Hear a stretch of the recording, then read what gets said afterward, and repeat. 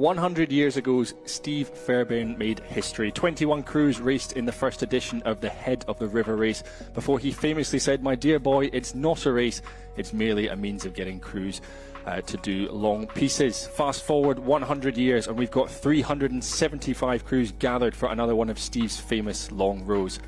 From 1926 to 2026, the world has evolved and it's almost unrecognisable. However, there are still some things that remain a constant.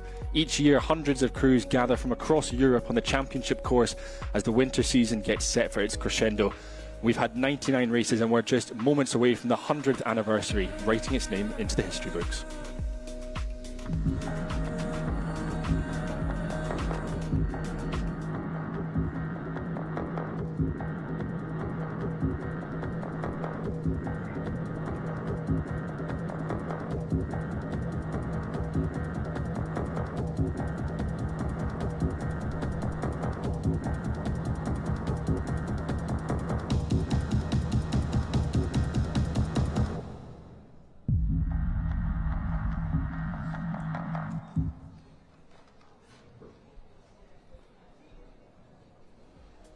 Welcome to London and welcome to the championship course. Lying waiting for 375 crews are 6.8 kilometres of hallowed waters between Chiswick Bridge and Putney Bridge.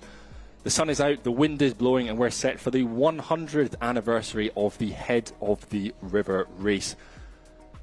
We'll be taking you through all of the action over the course of the next 2.5–3 hours of racing as crews from across Europe get set for this special 100th anniversary of the Head of the River race. I'm Fergus Mainland, and joining me in London Rowing Club, taking you through all of the action from today's racing, is boat race winner Seb Benzacree and fellow commentator Alex Darby. Gentlemen, it's a pleasure to have you here in the studio for this incredibly special day. 100 years of the Head of the River, Alex. What a day, what a celebration we're in store for. Yeah, absolutely. Looking forward to this. I would say one of my very first memories of rowing was my dad getting me to cycle alongside this back in the early 90s before I'd even ever picked up a blade. So pretty surreal to be here as part of this commentary team for the 100th anniversary, but, you know, looking forward to a great race. And, you know, as we're alluding to in the build-up to this is the crescendo. It's the big finale of winter racing. It's the one that everyone's gunning for, isn't it? Oh yeah, absolutely. Like this is one of the pins you put in the board, isn't it? Like, where do we want to be fast? Like for university crews, they want to be fast at Bucks Head, but they also want to be fast here. And it's kind of your last chance to show how fast you are before we head into that all-important regatta season.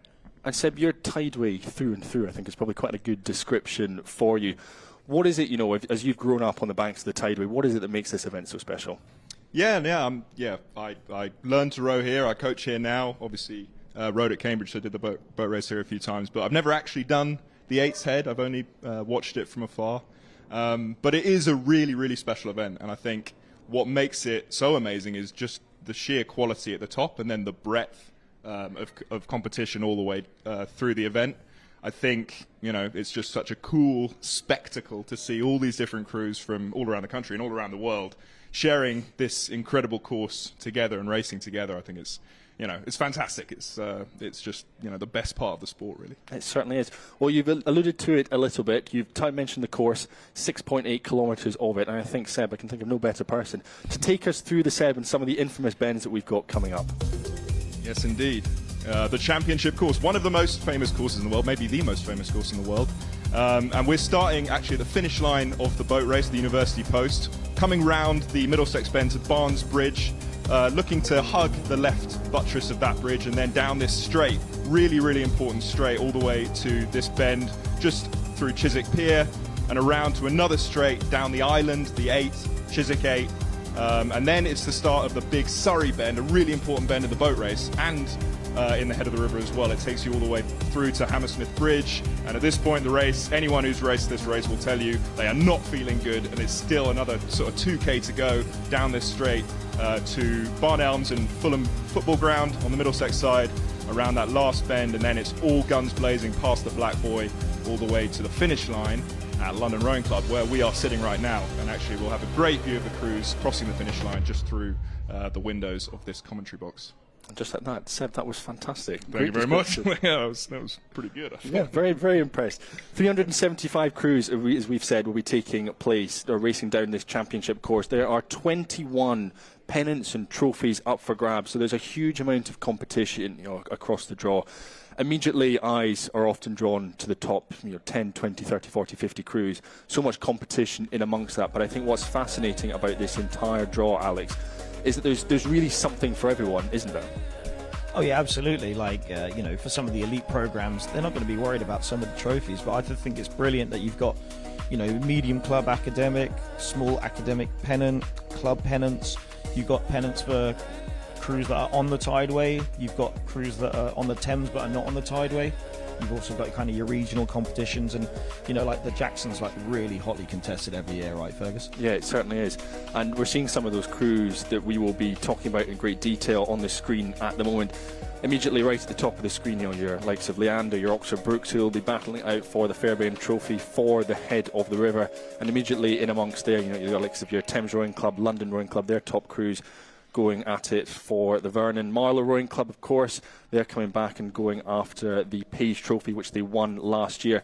But further down as well, some great university competition across the top 30, 40, 50 crews, as we've mentioned. But we can scroll through, we can take a look through some of the other crews, some of the other entries who'll be coming over. Commercial Rowing Club from Ireland, they're in 18th. They've got 4 crews coming over, along with several others from Ireland, from across Europe. And plenty of our overseas crews are scattered across the top 100 crews who will be racing. Shiplake College, St Paul's, they're both back from the school's head of the river that took place a couple of weeks ago, going at it just a few seconds, separating their top crews. As we come through there, immediately eyes are drawn to the likes of Taurus Boat Club, the Oxford Brooks Old Boys. They're at 52 with Olympic gold medalist Rory Gibbs on board. And then we start to see some of our more provincial clubs. As Alex said, the Jackson Trophy this year is hotting up this year. Some strong entries coming in from Agecroft, from Royal Chester, from City of Cambridge as well. Kew House School, one of the other juniors who are coming in at 86, winners of First Eights, their first ever win at School's Head a few weeks ago. Tyne Amateur Rowing Club, they'll be looking to go well for the Jackson as well, starting bow number 87. And very quickly, we see some of our international entries in this 100th year coming across from Germany, from Italy, Ireland, Switzerland in the top 100. And then a few of our Scottish crews coming down as well, the likes of Aberdeen Boat Club there, bow number 126, looking to go well for the Meacham Challenge Trophy. And we'll be talking about all of these trophies as everything unfolds. But I think what's special, we're seeing some of the crowds gathering here on screen at the moment across some of the bridges, is that people travel en masse for this set. People are coming from all over, and this is one of the biggest years of entries that we've had in the head of the river, certainly in recent years.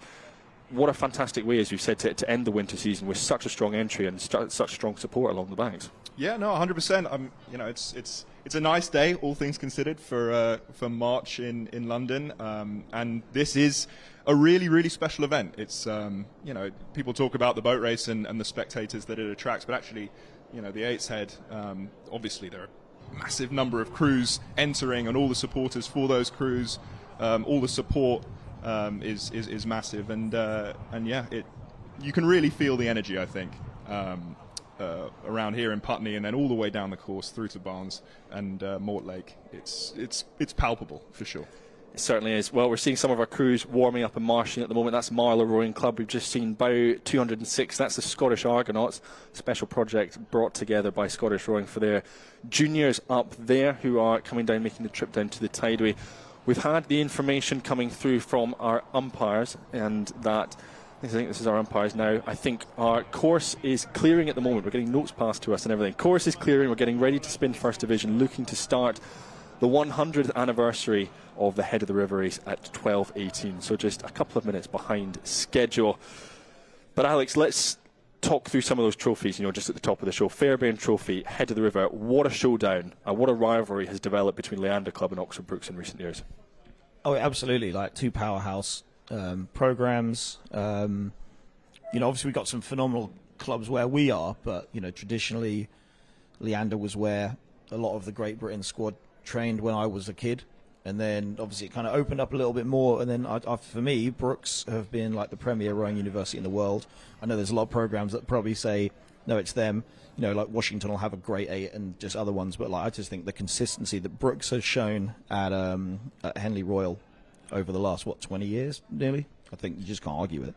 I think it's worth mentioning as well. I mean, you know, the Leander and Brookes entries here are basically all Caversham athletes just split across those two clubs. So in the Leander boat, you've got that world champion Coxless 4 from Shanghai. You know, really, really fantastic unit, bolstered by Archie Drummond from the GB8 as well. And then in Brookes, some guys from the 8 in Shanghai, plus you've got the return of Freddie Davidson in the stroke seat, back from hip surgery, who's, you know, an Olympic bronze medalist. So it's, you know, those two crews are really, really phenomenal, and it's just going to be super interesting to see which one comes out on top.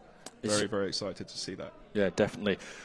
That's our top two battle. We'll be tracking that all the way down the course as well. But we've mentioned some of the other trophies up for grabs, and I think one in particular, you know, Vernon Trophy for our Tideway clubs. Historically, over the years, you know, dominated by the likes of Thames Rowing Club, dominated by London Rowing Club, and I think coming in again this year, that rivalry is set up to be phenomenal. You know, both of those crews in action in their local Bowstead Cup last weekend. That time it was London coming out on top. I think those crews are pretty much unchanged from that Bowstead, so we're going to get another cracking rivalry developing there in the top 10. Further afield as well, in the top 10 we start to see some of our university crews coming down the course. They will be racing for the Bernard Churchill Trophy for academic crews. Of course, the winner of that last year was Cambridge University. They're setting off, it is bow number 7 for Cambridge this year. Yep. But it's not their blue boat that's going to be racing. Not their blue boat. Last year, I think it was the Goldie lineup that won the Churchill. This year, it's the third 8 that's racing. So a really, really strong crew still. I think this year's the depth at Cambridge this year is unlike anything I've ever seen in a boat race squad. And so you've got guys racing in this third 8 that have a massive amount of experience. You know, guys from US first varsity boats. This is a really, really good boat. But you know, it's going to be interesting to see whether they can hold off the likes of UL, Durham, and of course Brookes. You know, the Brookes student program perhaps not looking as dominant as it has done in recent years, but still, you know, a phenomenal program, and I think Ali Brown's doing a really great job. So yeah, the church is going to be really, really interesting this year, I think. It certainly is. Well, we'll come to the Churcher in a few minutes' time, but first of all, we have bow number 1. This is Leander Club crew under Chiswick Bridge, passing past Tideway Scullers School, and they are kicking off the 100th anniversary of the Head of the River race. You can see them on screen at the moment. Dan Graham, Josh Bozeman-Jones, Will Stewart, Archie Drummond, Miles Beeson out with injury today, James Robson, George Bourne, Dowdegraph, and coxed by Jack Totham. And Alex, what a sight, what a way to kick off this year's Head of the River. Yeah, one of the things I think is fantastic about this race especially is that the first crews race past everybody. Well, maybe not Division 2 because they're kind of alongside, but from Division 3 onwards, you are just in this alleyway of noise. You're going to have, especially big programs like this, they're going to have other boats cheering, shouting. So just kind of get funneled down that first part. I think that's just brilliant because some head races, you don't see the race. You're marshaled off past the start. But here, for like the beginner rowers who are further down, they get to see these top elite athletes, probably the closest I'll ever see them row. Yeah, definitely. Well, those elite athletes in bow number 2 for Oxford Brookes, Sam Nunn, Fergus Wilno, Toby Lassen, Ollie Wilkes, Dave Buick Copley, James Doran, Jonas Plock, Freddie Davidson, coxed by Tom Bryce. Great to see Ollie Wilkes back. Yeah. Fresh back into the scene. Really, really good to see him. And then this Leander second 8, super, super talented. We'll certainly have an eye on the ladies this year, I think. Jack Pryor in the 7 seat there. Just a great rhythm. Looking pretty flat. Very strong start from that Leander second 8. Yeah, kicking off nicely. Big gaps this time round. I think quite often at the Head of the River you see them quite closely packed together, but big gaps from these leading crews. This though, bow number 5, flying through the top 5 already. And this is the second of our Oxford Brookes University crews. We've had Leander Brookes, Thames Rowing Club, they went off third. Good to see Jamie Copus in stroke there of the Brookes second 8, over from Fordham. I think he's still head coach at Fordham. And there's London. Really, really strong London crew. Awesome to see them taking on the Oxford Blue Boat. I mean, I'd say that as a Cambridge man, but really, really good to see them taking on the Oxford Blue Boat the other day. Like, what a strong unit that London crew is.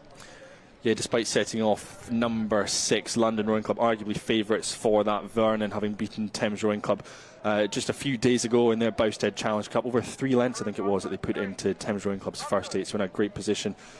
Cambridge Rowing Club there, Cambridge University Boat Club, I should say. They're going off bow number 7. We've talked about them. Unfortunate for them to be missing out on places in boat race and reserve places, but great to get a run down the track and, of course, going out to defend the Bernard Churchill Trophy this year as well. Yeah, absolutely. Actually, 2 St Paul's guys in the stern of that Cambridge boat. Milo Taylor and Max Deering, so their home course. And yeah, I'm sure they'll be putting down a really, really strong performance. Yeah, and you can see, like, first crew's already gone through Barnes Railway Bridge and just punching through at that quite sharp angle. Because for me, there's a lot of races where the cox their main job is to drive the crew on in terms straight lane racing. It's about motivation. But this is where coxes can they earn their seat in this. Because as rowers we do a lot of seat racing, but for something like this, the coxes have to do it as well because it's so essential to be in the right place at the right time. Well, we are able to bring you our drone shots at the moment, and we've got some of our racing crews and our crews who are marshalling in the sides as well. Our drone, one of about 4 or 5 cameras that we'll be picking up crews as they come down the course. We can see it there just in the distance. Some of those crews heading towards that. But we'll be picking up action as well just before Hammersmith Bridge. We've got cameras just before the finish line as well at London Rowing Club. We'll be tracking all of the major crews, particularly in this top 10, top 20 as they come down. And this Leander crew, Seb, they're looking fantastic. How good do they look? I mean, Dow de Graaf there in stroke, just such a long and loose rhythm, really carrying the guys out there. And, they're up in the mid-30s, but it just looks so low to me. And, yeah, just really taking on this really important bit of the course, actually, this straight going up to the Surrey Bend round Chiswick Pier. Is such a pivotal part of the race to attack, to not let the speed drop after that first few minutes. And I think this is where Leander are going to try and really stride out, bolstered by James Robson and George Bourne in the middle there, 2 of the most powerful guys on the GB squad at the moment. That is a very impressive 8. It certainly is. We'll be tracking them as they come down the course. This, though, bow number 14, this is the 3rd boat from Thames Rowing Club. Of course, on home water. And again, 3 crews, Alex, top 15. The strength and depth from Thames Rowing Club from London in recent years, it's outstanding every year, isn't it? Yes, it's brilliant how fast these boats are going from those programs. I forget exactly how long ago it was when Thames had the 2 boats in the final. at Henley Royal. But, since then they've just kind of stepped on. It wasn't a flash in the pan. It's just been consistently building. And I think what's great in this country is that we have a mechanism for rowers who maybe they're not like internationals, but they've come out of uni and they have really high-level programs to row at. Because some countries, it's sort of like, if you don't make squads, you're kind of done, which I think is pretty sad. But, we have people that row till they're in their 80s, basically. You see it indoors, and it's like this person's going for like the 90+, and it's just like, this is incredible. Yeah. Well, we're flying at the moment with that Oxford Brookes crew, hunting down Leander Club, going after that Fairbairn trophy that they're hoping to reclaim for the first time in a couple of years. And Seb, it's an interesting part of the course, this one. You were giving me a full weather rundown beforehand about conditions and about the tides and everything. The winds are challenging today is probably quite a good word for it. What will they be feeling at this point in the course? Well, I think as you come round that bend, the biggest thing is that the conditions change a lot. So you could be running with a tailwind, and then suddenly within the space of 20 seconds you're like feeling a pretty decent headwind, cross head, and that can massively upset things if you allow it to. So I mean, these guys racing at the top, they'll be pretty experienced in terms of just allowing themselves to push into any kind of change of condition, maybe adapting their rowing slightly for the conditions. But it is a very, very challenging thing, and it's a big part of these tideway head races. It certainly is. Right then, Alex, bow number 19, Durham University. What a season they are having this year, and potentially one of the favourites coming into this year's event for that student pennant.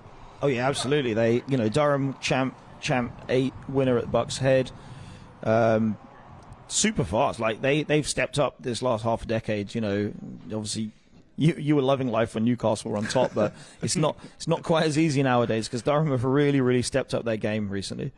Certainly is. We'll be tracking them. They're going off bow number 19, and as Alex has alluded to, some of our university crews there, the likes of Edinburgh going off 15, Newcastle going off 16, University of London going off 11th as well. Some of the big challengers for that student pennant. But we're back with Leander Club's B crew. Seb, I think, as you were alluding to, probably one of the crews who'll be targeting the ladies' plate later on in the year. But the depth that Leander Club have year after year, much like Thames, much like other clubs, it continues just to reload and re-go every year. Yeah, absolutely. I mean, it's a really special place to row, I think, Leander. You really get a sense just being in the building of the kind of history of that club. And I think these guys, for them, it's a real privilege to be able to wear the colours. And obviously, it does have this massive history of being a feeder programme for the national team. And a lot of those guys in that 8 that we just saw will have an eye on trying to make the national team. Yeah, by number 23, Imperial College London on home water. Traditionally quite good. They're at sort of a rocky Bucks Head, Alex, but on home water, when it comes to head of the river, they're always strong, aren't they?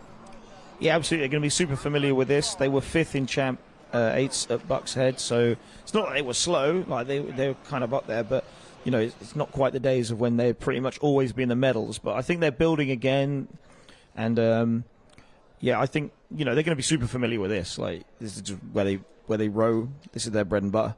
Yeah, for sure. Well, here we can see it is our leading crew at the moment. That's the Leander Club crew, steered by Great Britain Cox Jack Totham, and they are through Hammersmith Bridge. They're into the final third of this race. But Seb, I think it's worth noting that even though they've done Hammersmith Bridge, it's not a drag race from Hammersmith Bridge, is it? No, not at all. I mean, it's there's still a lot of course left, after Hammersmith Bridge, and I think it always kind of takes you by surprise. You come under that bridge and you're like, okay, I've already got however many minutes of rowing under my belt. I'm kind of ready for this to be over, but actually it's a long old way to the finish. But I think this Leander crew just looks so composed, just keeping it ticking along at that rate, but real length at either end of the stroke. It doesn't look compromised at all. Positioning is really, really good. I just think, they look really, really good. And I don't know, we can't really tell where Brookes is from this shot. And I do think that Brookes gave Leander quite a lot of space off the start. There was no sense that they were trying to put a lot of pressure on them early. But, judging by how they're rowing here, can I see any other crew getting close to them? I don't know. I guess we'll see. We'll see where Brookes end up. I thought they looked impressively relaxed there. You know, like you say, there's still a lot to go, but they've put a lot in the rearview mirror already. And like for me, psychologically, I think Hammersmith Bridge is kind of halfway. It's not the actual halfway, but the second half the first half's going to feel a lot easier than the second half, especially like you think you're getting to the finish line and you're like, oh, here's Fulham Football Ground, but it just keeps on going on you. So psychologically, yeah, it just keeps on running. But I was quite surprised that Brooks didn't get on their tails a bit quicker. And there were, like we mentioned, there were some quite big gaps, you know. I mean, I guess there's different schools of thought. I mean, you know, if you're looking to put a crew under pressure, then yeah, starting, you know, right up next to them is going to be the way to do it. But really, if you want to give your crew the cleanest run possible, you do give it some space. And I think that's what Brooks has done here. And they look really good. They look, you know, very composed. I think, you know, guys like Ollie Wilkes, Freddie, they're kind of building back into this level of racing, but they clearly are still right at the top of their game, I think. Absolutely. Well, there we go. That is bow number 33, and that is one of our junior schools who are setting off. That is Westminster School. Just ahead of them was Hampton and St Paul's. I think St Paul's are the highest starting of the junior crews this year. I'm looking to my right to Seb just to confirm that. My boys. Your boys. But we'll get a good ding-dong, a really good ding-dong and rematch after they came second behind Shiplake College at the school's head of the river. Yeah, for sure. And I think, you know, very tight second. There were only 2 and a bit seconds, I think, between the two crews. Shiplake, phenomenal program right now. But I think, you know, St Paul's got some real talent at the top end there in that first state. Some fantastic performances at Juby Trials. So I think, you know, with a little bit of a lineup adjustment, I mean, we'll see. We'll see what happens today. We certainly will. Well, there is yet another one of our Brooks crews heading underneath Hammersmith Bridge. And I think, am I right in saying that the Peter Pan myth is still correct? You know, second lamppost from the right. I'm looking to both of you for nods of approval on that side of things. Yes, I believe so. I should know, given that I coach on the Tideway, but yeah, that sounds right. Sounds good. Yeah, I think a lot is put into that, but realistically, as long as you're in that region, you're okay. That's probably like the optimal, but the main thing is, like, this river is so big, but you can't use all of it. You just kind of have to know, like, okay, we're going to operate out of the middle third. Now, do I want to be in the middle of that, left of it, right of it? And sometimes it's a little bit counterintuitive because you might be on the inside of the bend, but the faster water's just to the right of the middle. So, like I say, coxes make a massive difference on this course. Well, Cambridge University there, the first of our student crews heading underneath Hammersmith Bridge. You like what you're seeing, Seb? Yeah, looking very good. Very good. I mean, you know, this is a crew with some talent developed at Cambridge, but then, as I said before, a lot of guys who are actually very experienced oarsmen. This is, you know, a Cambridge program with unbelievable depth right now. So the third eight is really packing some heat. Well, this is bow number 17. This is Marlow Rowing Club, of course, the winners last year of the Page Trophy for the non-Tideway-based Thames clubs. Just getting all my words out in the correct order there. They had a phenomenal row last year, rowing to 17th, and here they are looking to defend that. You know, some strong entries as well across the page. You know, immediately eyes are drawn to the likes of, you know, this Taurus Boat Club crew going off by number 52 with the likes of Olympic gold medalist Rory Gibbs on board. Huge amount of pedigree on board. I'm very excited to see how they get on. But here's one of the other contenders for the student crews. University of London, this is their top boat. They've got their special first aid kit on with purple hoops. And we haven't seen a huge amount of them so far this season, Alex. They didn't make the trip up to Bucks Head, but down south at some of the other events have been performing very well, haven't they? Yeah, they weren't up at Bucks Head, like you say. But that, you know, that just means we don't have that marker point. But we know they've been down here. They've definitely been hitting pieces, you know, even within that squad, because it's so deep. Like, you don't even have to race. You can just train against yourselves if you really wanted to. And then who have we got there? Is that going to be Derby Rowing Club? Derby Rowing Club really have stepped it up recently. You know, if you'd asked me 20 years ago about Derby Rowing Club, I would have gone, okay, well, I assume there is one, but you know, they've been winning awards at British rowing things, and they're it's not just like that they're a well-run club; they're getting success as well. Yeah, huge amount of success, doing very well at the British Rowing Club Championships over the past couple of years. Their captain, Martha Nutkins, has just been elected to the board of British Rowing as well. A huge amount going on there. A very, very exciting club that is certainly worth keeping out for. What we can see at the moment, though, we are literally right in the bowels, in the depths of the Hanover crew. They're just next to St Andrew Boat Club to their left. But Hanover are one of the crews that we have with Cox cams on. They're going off bow number 70. We've got a number of these crews who have Cox cams on, and we'll be able to bring you right inside the crews as they come down the course. So wonderful to have them, and wonderful to have them as one of our international crews, our overseas crews, making the trip across. This, though, we're back with bow number 1. We're back with this outstanding crew from Leander Club, who are leading things off. They're coming into the final stages of the race. This is now our camera from London Rowing Club. So they've got about 500-600 metres left to go to drag race to the finish line. What we can do is we can bring you some of the split times from Barnes Bridge. We haven't quite got the Hammersmith Bridge ones, but we can tell you that through Barnes Bridge, Leander Club were leading Oxford Brookes by a second. Oof. Damn. Yeah. All right. Fair enough. Leading them by a second. And Leander have just gone past us, actually, through the window here.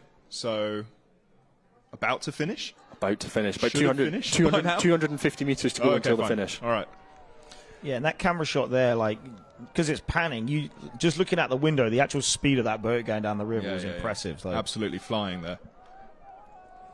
It's pretty impressive to put together a sprint like that after, you know, a good 16 minutes of racing as well.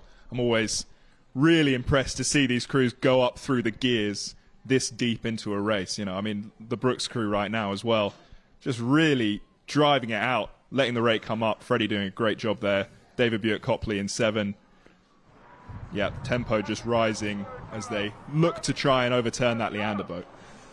Yes, we'll bring you those finish times as soon as we can do, and we'll do the same for as much as the top 10, the top 20, and for the major trophies as well. We'll be keeping an eye out on it.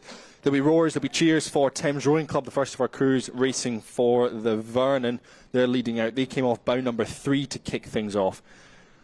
Thames Rowing Club leading this one off in the bow seat. Callum Young, James Beattie, Ferdinand Robson, Tim Venom, Sam Rothschild, Josh Burke. We've got Alex Wood in there, George Pryor, and in the coxing seat, Charles Clark. That's them just come past London Rowing Club. And now we're back up with another one of our Brookes crews. This is Brookes E.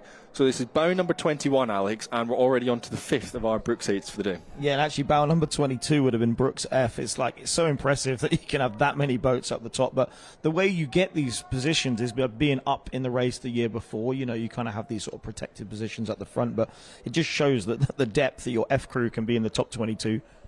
I feel like that Brookes style is still so strong, you know, down the cruise. Just that kind of relaxed, very flat way of rowing, where it just looks simple. You know, it's simple, it's effective, and it's something that all the Brookes rowers subscribe to so well. It's a real staple of that program.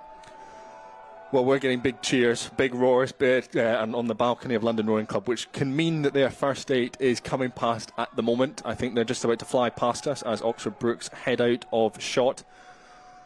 And we'll be picking up that action as they come across the finish line, watching out for their times. But again, our drone shots, we've got a wonderful drone that is covering all of the action, really from Barnes Bridge through to the Hammersmith Bridge in that section of the course. And it's fascinating, some of the lines that the crews are taking. Yeah, and it really shows up the kind of difference in coxing philosophy, I think, when you get crews getting quite close like that, and obviously one crew potentially looking to find an overtaking line as well. Which can be really, really difficult, actually, on the tideway, where there's only one line of stream that's super fast. But here we got Cambridge, just allowing it to come up on their way to the finish. Looking really, really strong, actually. That's Gil Dexter in the middle there. Columbia lightweight, first varsity on the Columbia lightweight team. Got Orlando Morley in 2. Goldie guy. Goldie, 3-time Goldie winner, actually. Really, really strong rower.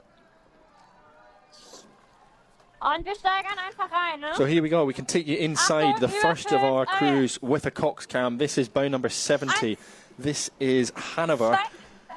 This is Deutsche Ruder Club von 1884 from Hanover in Germany. They're winding up. We've got a phenomenal contingent have made the trip across the English Channel with their trailers all the way from Germany, from Switzerland, etc. We can see her there. That's the cox. She's got her camera right on top of her head. Yeah, and there you go. Yeah, fantastic. But Alex, you know, year after year, the head of the river is so well attended, and I think it's a statement and a marker for the event that it draws in all of these clubs from across Europe.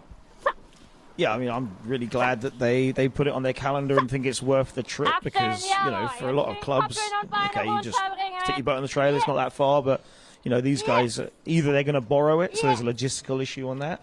They're going to have to find somewhere to stay, or if they're bringing their own gear, obviously there's stuff that goes with that as well. But just watching this crew, they wound it up really quick, because coming under Chiswick Bridge, I was watching that, they were super languid, and then suddenly they just came to life. Yeah. It's a nice rhythm, actually, in this crew. Really, really nice. Just very relaxed. Just tapping it along. At this stage, you know, you're coming up to that first bend. Barnes Bridge starts to come into view. Really important part of the race, actually, as you come down off that initial sort of high strokes off the start. You're sort of finding your rhythm, and then the bend hits immediately. So you've got to really push into that section of the race. Yeah, and I think as a Cox, like, because you know it's bending left, and you can kind of see that's where I want to get to, but you just need to hold your nerve, stay like center, maybe slightly right of center, don't dive in, because this river, for any of the mathematicians out there, it's kind of like a negative sine wave, isn't it? So like the inside of this bend is, the water's going to be so dead. So yeah, you just need to stay in that fast stream. Negative sine waves. There you go. Well, is that bingo? Can we take that one off? I have a degree in astrophysics. I've got to use it at some point, right? So negative sine waves. There we go. Yeah, head of the river. It's not rocket science. This is bow number 14. This is Thames Rowing Club. We can just hear the calls of the Hanover Cox just in the background of our commentary. That's Manja Radke. In front of her, we saw the likes of Julius Peschel as well, and we'll be tracking them as they come down the course. Now, though, as Thames come in front of us, this is Thames bow number 14. This is their C crew. We're going to take you back up to the front of the race at the moment, because we've got some provisional, and I stress provisional at this point in the race. I'm getting looks from our producer Zoe, just to make sure that I do say it is provisional. Winner of the headship, the 100th anniversary, is provisionally Leander Club, winning in a time of 16 minutes 47 seconds. Just ahead of Oxford Brookes University, 16 minutes 56. So that is about 9 seconds that Leander Club have provisionally won by in the 100th anniversary. I mean, it's tight for that length of race. If those provisional times are correct, that is tight. It's kind of what we would expect to see, I think, from two crews of that caliber. You know, the Great Britain squad split between two pretty awesome eights. Yeah.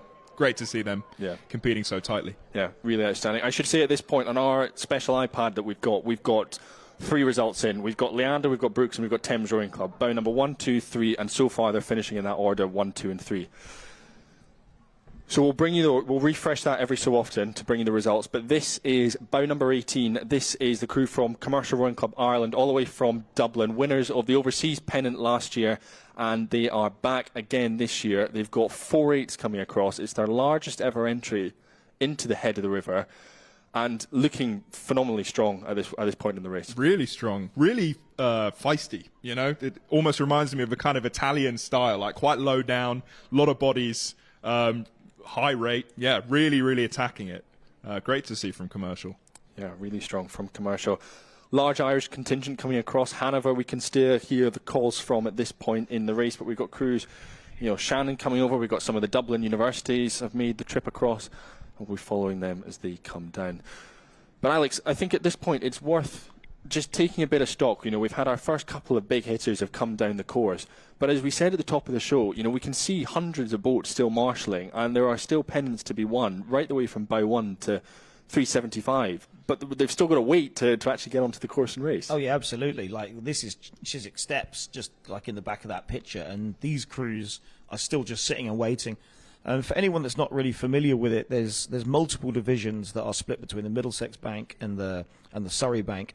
And basically, the first few, first 50 boats are Division 1, and when they turn and go, Division 3 will shuffle up to take that point, and then Division 5 will shuffle up, and so on and so on. So it's a really slick operation. Like, I think it's really cool how they've got this all organised.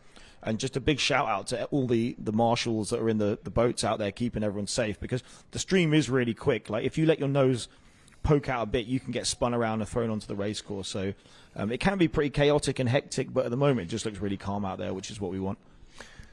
Is this is Imperial overtaking Brookes? Yes. Should be, yeah. Imperial went off 23, yeah. Yeah, really good move from Imperial there, who I think are really benefiting from you know, the Dave Loveday's impact as the head coach. look really, really good, actually, really racy as they come towards the finish line. Obviously, this is their home water, and they're looking to really make a statement, I think, ahead of the change to the regatta season. But I think this could be a really, really good year for Imperial. I think so. I'm excited to see how it unfolds. We're back with Hanover at the moment. This is bow number 70, and just as we get some lovely drone shots for you, we've refreshed our results and we can bring you some more provisional, and again it's emphasis on provisional. As we said, Leander Club are our provisional winners in the 100th anniversary of it. Oxford Brook still holds second place. They are 14 seconds ahead of London Rowing Club, who are provisionally third and winners of the Vernon Trophy. Oof. Then we've got Brooksby, then we've got the first of the Thames Rowing Club crews. So the gap between Thames and London at the moment is 4 seconds. Wow. 4 seconds, and it was 3 lengths or so that London put into Thames for the Bowstead, but here they are ahead of the river, 4 seconds separating those two. What's your reaction to that? I mean, that's a turnaround. That's a turnaround from the Bowstead for sure. I mean, I think, it's always, right off Thames at your peril, I think. Thames are just such a strong program, have such great experience, really performing at the very, very top end of British club rowing, and I think they will continue to stride on. London, obviously, fantastic result for them at this stage to be third overall, but that does set things up quite nicely, I think, for the regatta season. I think so as well.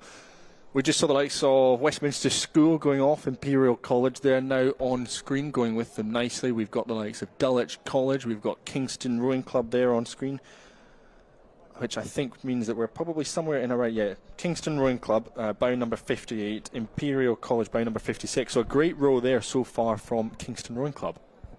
Yeah, another program that's really making some positive strides, I think. Kingston have picked up a lot of speed over the past few years. Fantastic to see them taking on this course so well. Overtaking Bath at the moment. Yes, sorry, correction, not Dulwich College, it's Bath. I think Dulwich also had a deal where they managed to get one of the old Philippes with the red canvas bows. But that is, yes, you're dead right, it's Bath University. So yeah, we haven't. I don't think they were up at the head from what I remember either. So don't have a huge amount of data on there. But Kingston obviously doing a really good job.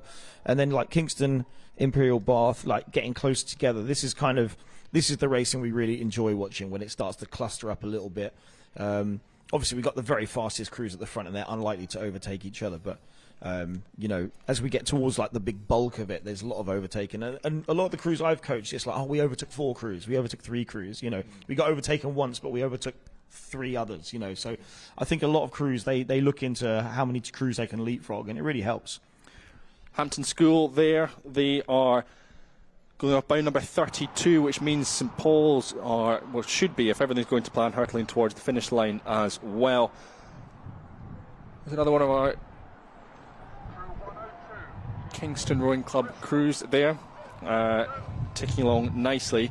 And just as they're setting off, as I said, we'd be refreshing our results. I can bring you some more just now.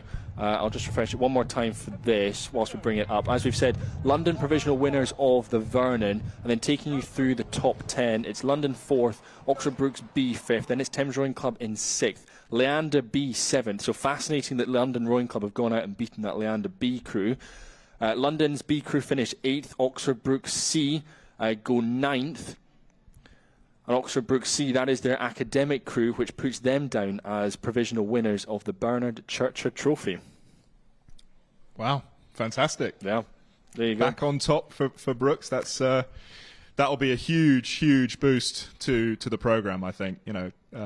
Brookes obviously have such pedigree, particularly at the head of the river. But last year, a little bit of a dip. So to see them back on top in the Bernard Churcher is really cool. Yeah. So the winners of the Bernard Churcher, they're in 9th, just ahead of Brookes D. Then Durham University, winners of the Scott Skirving Trophy. They are our second quickest university crew. Big statement there from Durham, and really backs up what they're doing in winter, doesn't it, Alex? Oh yeah, absolutely. Like I think when you're racing, you want that consistency. We don't want just that one kind of, we had a great result and then we fell off. Like just being able to come back, repeat.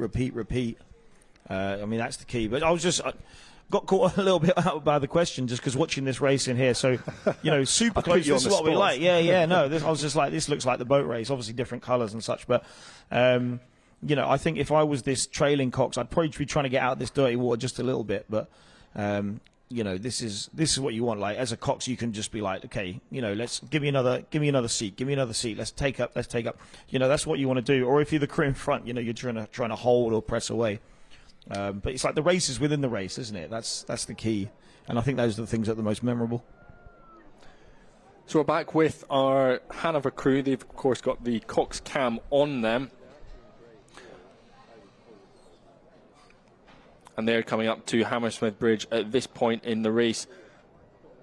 And I think we've talked about them making the trip over, but I imagine, Seb, you're not going to travel all the way across London unless you've got a good outfit together that you think is going to have a decent stab, you know, certainly at the overseas pennant and certainly at making your way up the entry list. Yeah, for sure. I think, you know, it's a big trip, and it's a massive kind of undertaking to get a crew out here, and I think they look really, really strong. Oh, this is St. Paul's second eight. This is really, really good unit here. Some guys that were in the third eight that I coached at School's Head that have now moved up into the second eight, and they are looking like they're having a great battle against that Vesta there alongside. Yeah, St. Paul's School B by 46, Vesta Rowing Club B by number 47. So I think actually that's a very, very good performance from Vesta Rowing Club.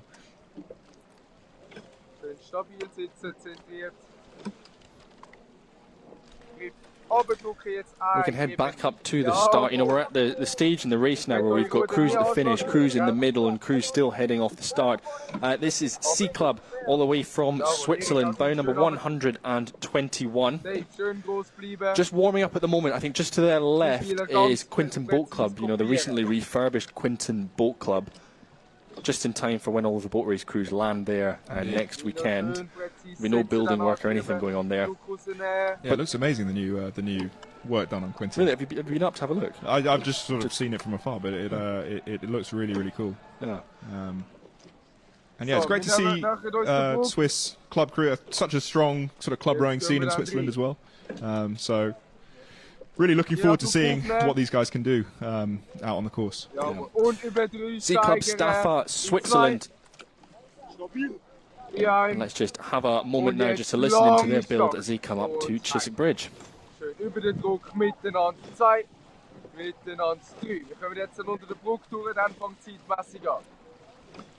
Jawohl, mitten. Jawohl, mitten. Mitten. Jetzt sind wir drin. Und il Bein. Und il Bein. Und il Bein. Jawohl. There we go. You can really tell when they hit that start line, when that aggression just comes into the tones of voice for the Cox. Jawohl, schön über der erste That's them leading out.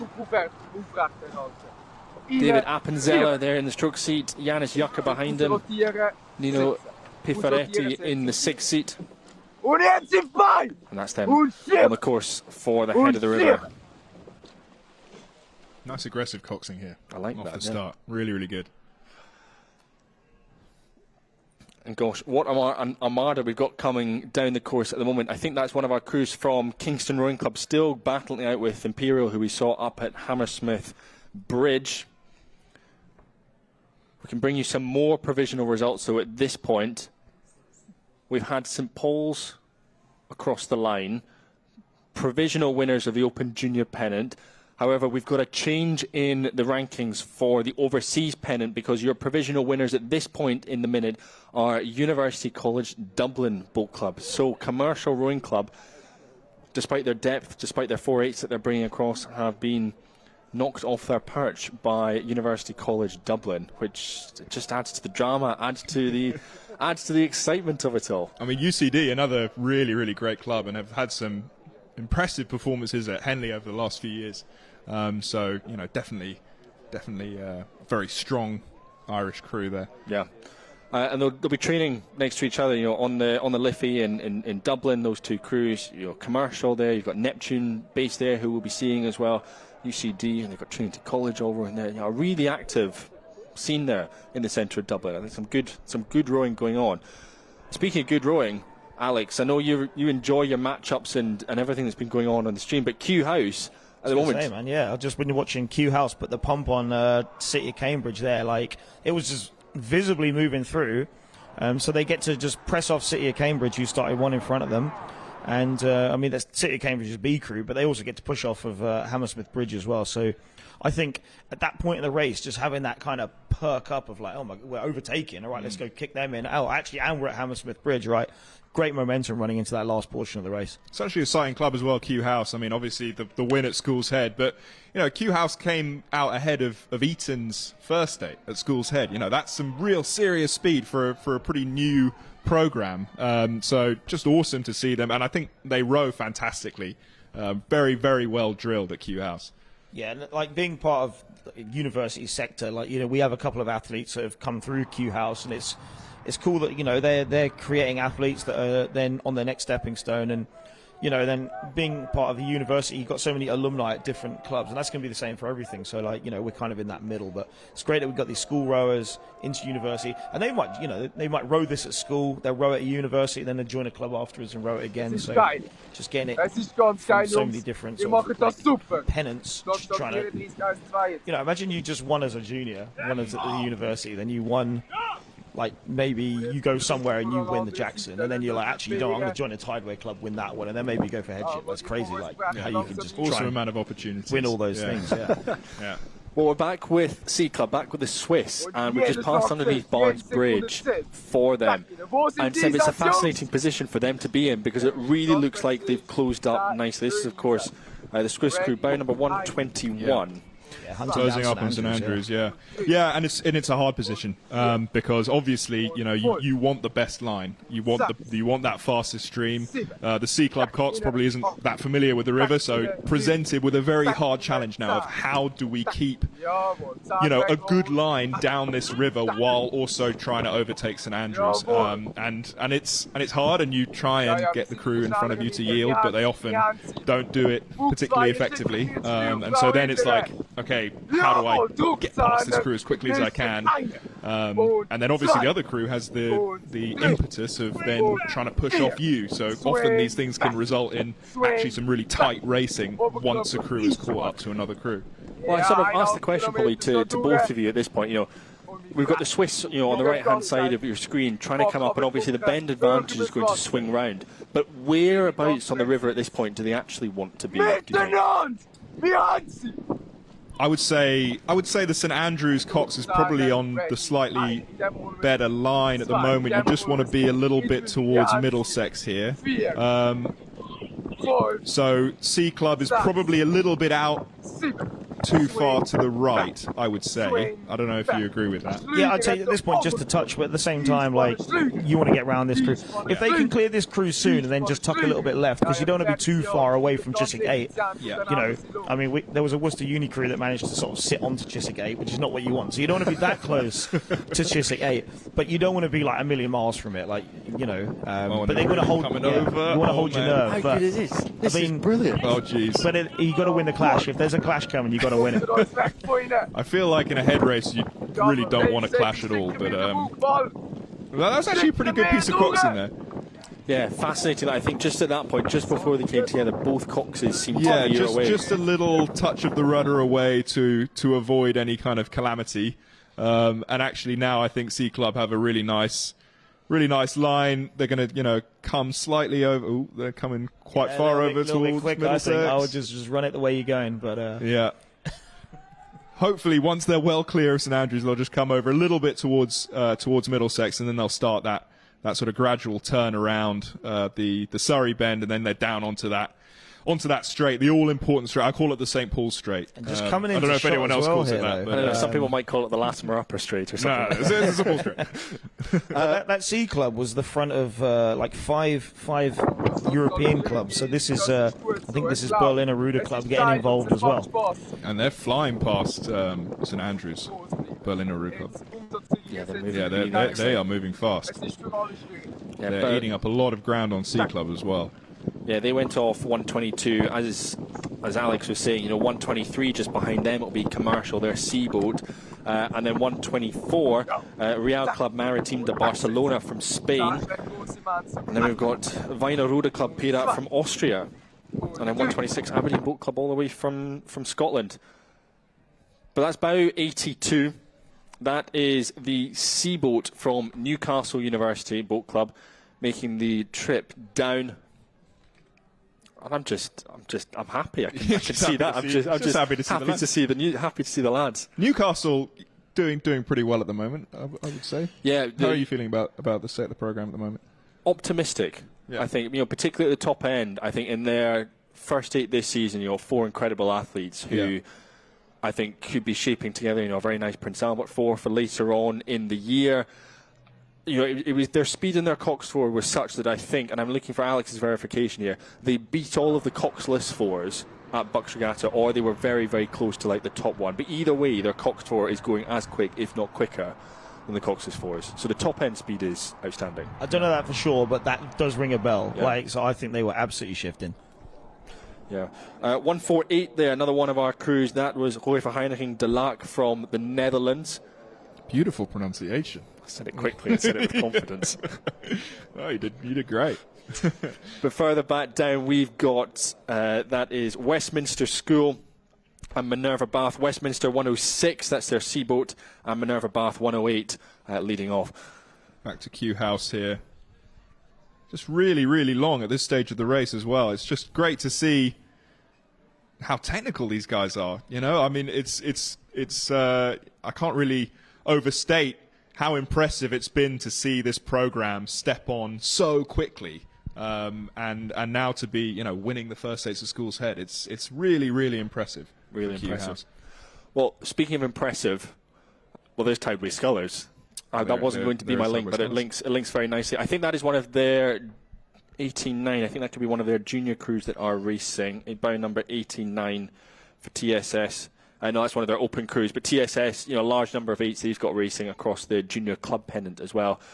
But just while they're on screen, speaking of impressive, let's take you through some of the other provisional results that we've got in. We've talked about Oxford Brookes, winners of the Bernard Churchy Trophy.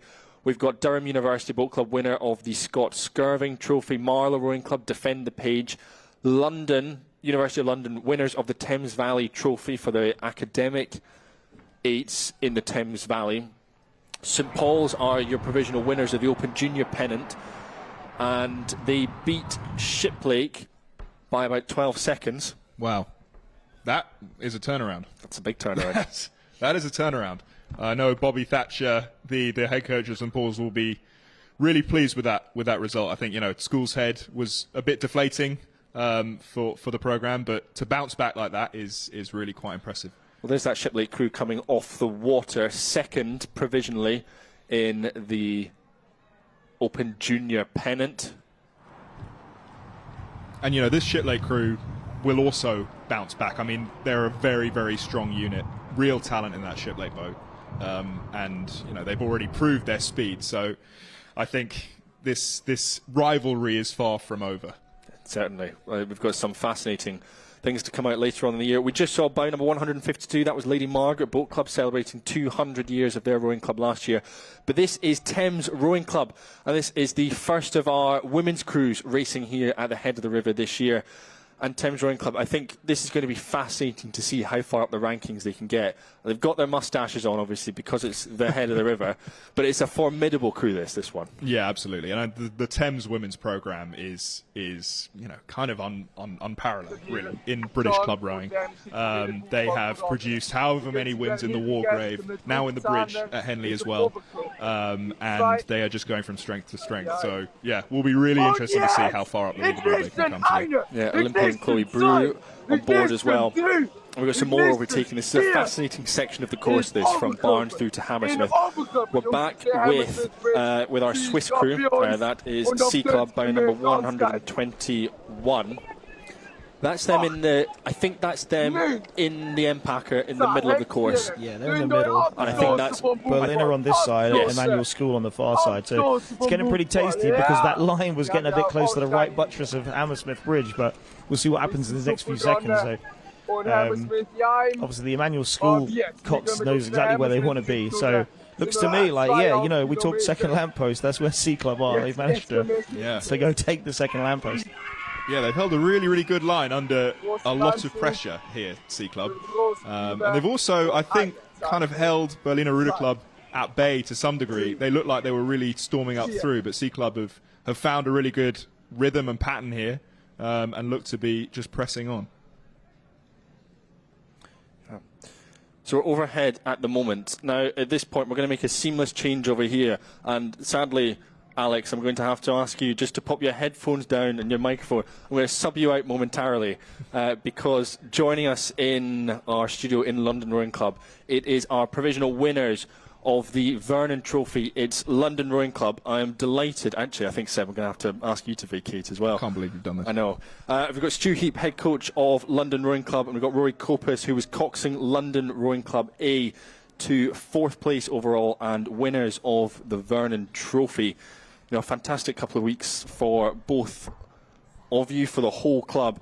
You know, first of all, winning the Bousted, but to win the Vernon, Stu, in the 100th anniversary of the Head of the River, it must be hugely exciting for you. Very exciting. Hasn't quite sunk in yet. Obviously, still provisional results, but the guys executed really well today. Did exactly what we spoke about in the weeks, months leading into this, and really happy at the moment. Yeah. And Rory, from your perspective in the coxing seat, how was it out there on the course? Because it seems, you know, from the balcony and certainly from here in Putney, it's windy conditions at some points on the course. Yeah, I would say it's quite trying weather out there today. It's quite variable as well in terms of there being a mixture of headwind, tailwind, and swirly wind against the stream.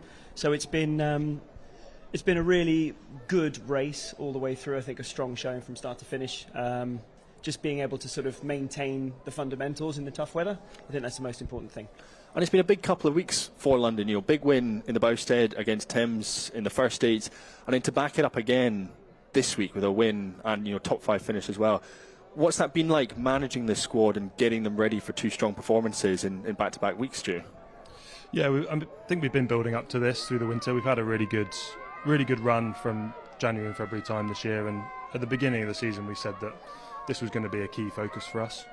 We were fortunate enough that the fixture series for us lined up really nicely. So we had the Oxford Blue Boat, we also had Goldie, and then we had obviously Thames with the Bousted Cup. So the build into this has been really good, and we've had to manage a few illnesses and injuries as usual, but everyone's really turned up to each race, and we've had a really kind of good continuing improvement kind of through all of the racing, and I think that's the key thing that we're thinking about, is making sure that we're progressing through the racing we do, and always with a view towards what we want to do in the summer as well, and not just about today, but obviously today's pretty cool. Yeah, today is a pretty good day for the whole club, and I think if notes are correct, you know, 2 8s back inside the top 10, that depth, you must be delighted with that as well.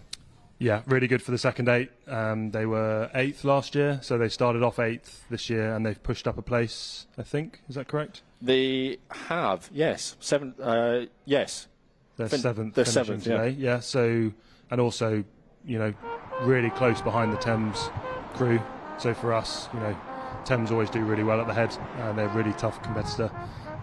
It's the first time, I don't know when we last won the Vernon, but it's been a long time. So. Yeah, Rory, I'm just going to ask for your thoughts and feelings. We've got our live shots from our Swiss crews on the course at the moment. If you're Cox at this point in the race, you know, right next to each other, you know, is that something that you thrive on in that sort of situation that we've got with at the moment, or how would you be steering your crews through this? Yeah, I mean, it depends on which side you are. It's tricky when you're coming along alongside a crew as to if they will yield and you're the one overtaking, or conversely if you're the one being overtaken. I think both crews are in a really good position next to Barn Elms there in terms of the channel markers, but you're just trying to use that presence of the crew next to you to sort of help spur you on and help squeeze some more speed out of your own boat.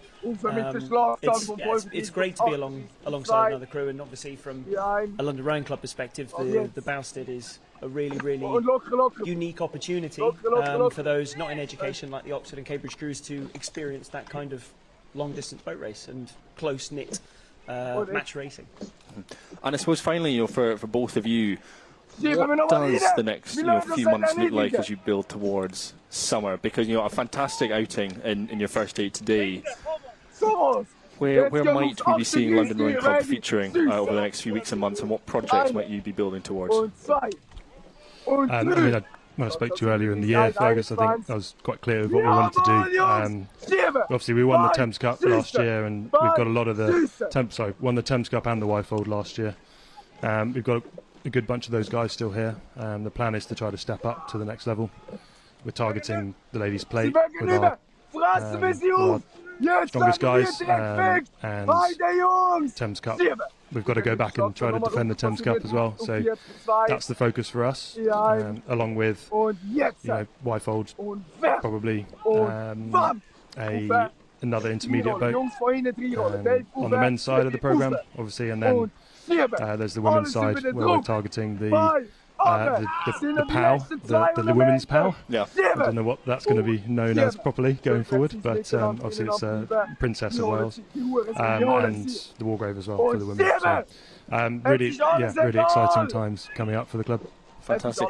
Well, Stu, Rory, thank you very much for stopping by and joining us. Congratulations, hugely successful day for London Rowing Club, and enjoy the celebrations and the after party and everything that is to come this evening, I imagine. Thank you very much. Thank you very much. So we're still with our Swiss crews at the moment. That's 121, that's Sea Club Staffer from Switzerland. We've been riding with them all the way down the course. 122, it looks like they're finally getting past. That is Berliner Ruder Club. We saw some of those tussles. I saw almost the clashing of the blades again as we were getting close that Rory was describing as they were coming down the first part of the embankment. But here they are, coming up to the finish line in the dying stages of this race. But this whole tussle, as they've come down the course, it's a fascinating dynamic to be able to race with someone all the way down the course. And I suppose there's almost two elements to that. One, it's like, yeah, great, we get to bounce off someone. But also on the flip side, it's like, well, should we have finished them off, or should we have rode past them, and that sort of thing. For sure. And I mean, the intensity in what is already a very intense race just ratchets up and up and up when you're alongside a crew, particularly for that amount of time. You're essentially in a kind of boat race scenario. You're desperately trying to break the other crew, and that can really lead to to just a very intense and dramatic second half to the race. Well, we're still bringing you some of our crews coming down the course. Just this is coming up to our shot at Hammersmith Bridge. We've got some more results that we can bring you, and that is the provisional winner of the Jackson Trophy is Agecroft Rowing Club this year. Set off, I think, 34th, finishing 35th overall. Second in the Jackson, though, Alex, I think you called it from the outskirts, Nottingham Rowing Club. Yeah, I was lucky though, because one of their guys is looking to come to Birmingham Uni, so I just heard him talking to our head coach on this balcony in front of us a couple of weeks ago, and he said we're really going for it. So I don't think fantasy rowing they weren't as chosen, but obviously they didn't win it, but pretty close. And it's just shout out to Tomo, who's in the Agecroft boat. He's one of our alumni, so good job to him. And of course our alumni in the room here, Stu, ex-Birmingham Uni, like that success.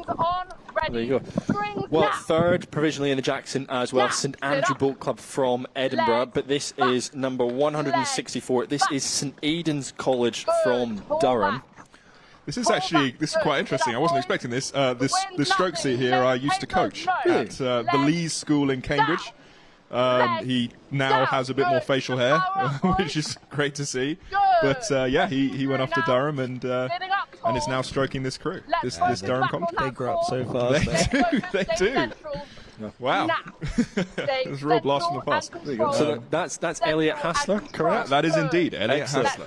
And we're hearing the tones of Sky Mitchell, their Cox, taking them down the course at the moment. Behind them, Teddy Graham, Ed Slack, Archie Cowton, Sergio Ariciano, Stanley Brown, Callum Hines, and Charlie Sennett. Eyes ahead.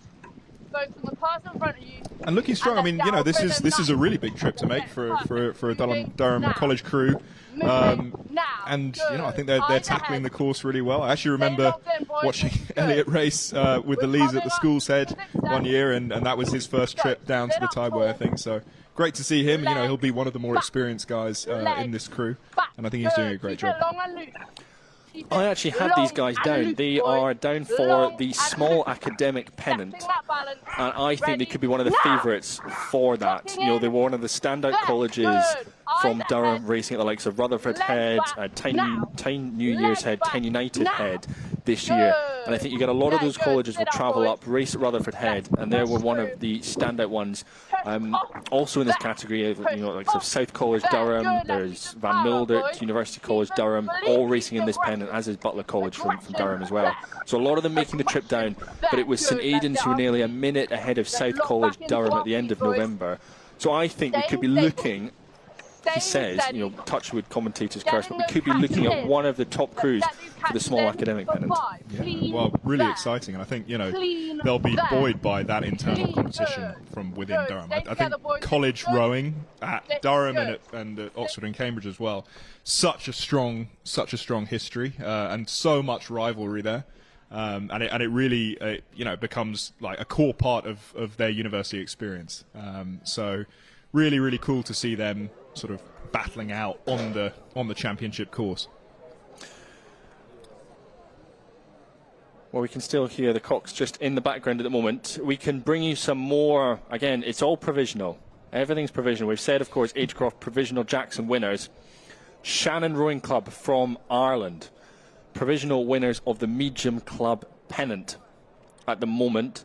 I think we're just waiting for a bit of a refresh to come through on some of that, because we've only got up to about bow number 75 that we have on our times yet. So will be a big refresh coming through. But at the moment, it's Shannon, 1844, your winners of the Medium Club pennant. But I think there's a few other international crews in there who could be up against them, you know, like Wallingford Rowing Club, Berliner Ruder Club, a couple of the Germans, Favorit, Hammonia, Hamburg Ruder Club, and some of our other clubs in the UK, Sudbury, Berwick, Worthing, Twickenham, Newark, all of them. Isn't it just fantastic, like the level of competition that all of these pennants have? You know, how many crews are actually in the hunt to win these categories? You know, I think that is the beauty of Eight's Head. It's just these crews that would never necessarily meet otherwise, suddenly thrust together in an event, all hunting down the same thing. I just think really, really cool. Really cool part of this event. Yeah, and on your screen you got a crew from Denmark, the Danske Studenters Row Club. So, you know, a real international race, but also, like we say, so many different pennants and so much competition within it. We had a bit of a run of international crews before. These are on the front end of another run of international crews. You've got themselves, Commercial Rowing Club, then crews from Germany, the Netherlands and Switzerland, and Ireland following that up as well. And another Durham College Boat Club here, St John's College Durham. Yeah, just a huge rowing scene in Durham that you wouldn't necessarily expect, but it's a lot of guys who go to the university and pick up rowing there, and it quickly becomes like, you know, the main part of their university sports experience. So it's really cool to see so many Durham colleges here. Yeah. Have you been up to the Weir and seen all the clubs and everything up there? I have not. You've not? Well, it's mental, because it's not a gigantic river. It's about 1,800 metres, and within it you've got St Leonard's School and Durham School at one end of it, and then you've got Durham University Boat Club right at the other end, and in it, you know, a dozen, however many colleges, and then a couple of crazy bridges to navigate through. It's really impressive the amount of rowing that actually goes on there. I mean, it's the same in Cambridge and in Oxford on the Isis as well. Just the sheer number of college crews that go up and down those very narrow, you know, stretches of river it can be chaotic, but it's certainly a spectacle. Back with Elliot here, doing a fantastic job in the stroke seat. There he is. Still proud of him. Still proud. I mean, we'll see where they finish, I guess. But yes, we're seeing. You know, this is fantastic. You get a real idea of what it is the Cox is seeing and what the Cox is actually able to visualise as they're coming down the course. And actually, you know, we're getting a lovely shot of Elliot, but there's not a huge amount else that you can actually see directly in front of them. And I think people forget that. So when you're able to see that Cox cam, it gives a very good indication that actually, Yeah, it's quite a narrow. It's the Elliot show. it's the Elliot show.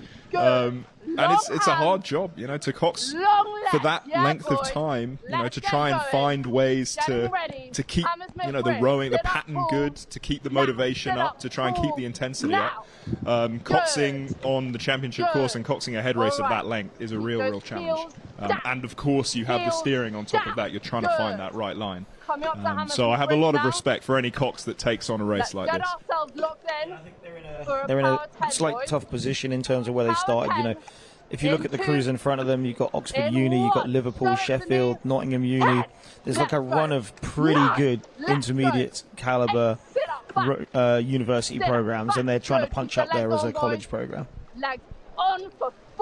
Yeah, but it's also exciting for them to see sort of where they stack up against these crews that are like starting right next to them as well. You know, crews that, as I said before, they would never have had a chance to race outside of this event. And it's, I do remember being a junior and, you know, racing some of these big head races and just seeing like crews that I'd looked up to for years out on the same stretch of water as me. And I think that's like a kind of rare thing in sports in general. It's kind of a unique thing to rowing almost, that you can have this, you know, you can square up against famous programs as a beginner, essentially. Well, bout number 150, that is another one of our Irish crews racing overseas. That is Castle Connell Boat Club. So hello to everyone from Ireland who is tuning in and watching. We hope you are enjoying our coverage. Hope you have enjoyed seeing some of your crews and hearing about some of the successes as well. You know, we've mentioned the winners of the overseas pennant. University College Dublin still holding on to that. But your lads from Castle Connell going well, being hunted down at the moment by 152. Lady Margaret Boat Club. Cambridge College Boat Club there. Actually, there's a CBC lightweight in the 7th seat there, Will. And yeah, looking really strong. Lady Margaret is probably the most successful Cambridge College Boat Club over the past few years. Had a run at Henley a couple of years ago. Generally have been head of the river. So I think, you know, that is a very strong caliber crew. Yeah. People in the banks there, you know, on their phones, obviously checking out, you know, the race results, checking out their fantasy rowing to see how their teams and picks are getting on. Lady Margaret Boat Club as well. They have the origins for Blazer because this is my fun fact that I learned. I ended up writing a piece last year about their anniversary. This is a fun fact. It is, yeah. Because of the scarlet kit that they were wearing and the scarlet jackets, you know, it was talked about the Scarlet Blaze, hence it became known as the Blazers as they were wandering around in their scarlet jackets, and that's where Blazers all came from. Isn't that a fun fact? I did know it because they sent it to me to post out on Uni Rowing, and because I was doing some features last summer on Uni Focus, which I do need to make some more of. But yeah, no, I didn't know that till then, but it's pretty cool. Yeah, it's very cool. Yeah, 192 Cardiff University, making the trip to the head of the river. In the background, of course, we've still got the Cox from St Aidan's. 192 Cardiff, you know, big varsity they've got against Swansea University, the Welsh boat race that will take place each year. And they'll be racing in. And Swansea started 5 crews behind, so I don't think they'll want to see Swansea at all. They'll just want to press out. No, if they see Swansea, something's gone wrong. Yeah. What that also means, though, Crew 192, is that we are beyond half of the crews starting. So I think it's flown by so far. Yeah, wow. It's going quickly.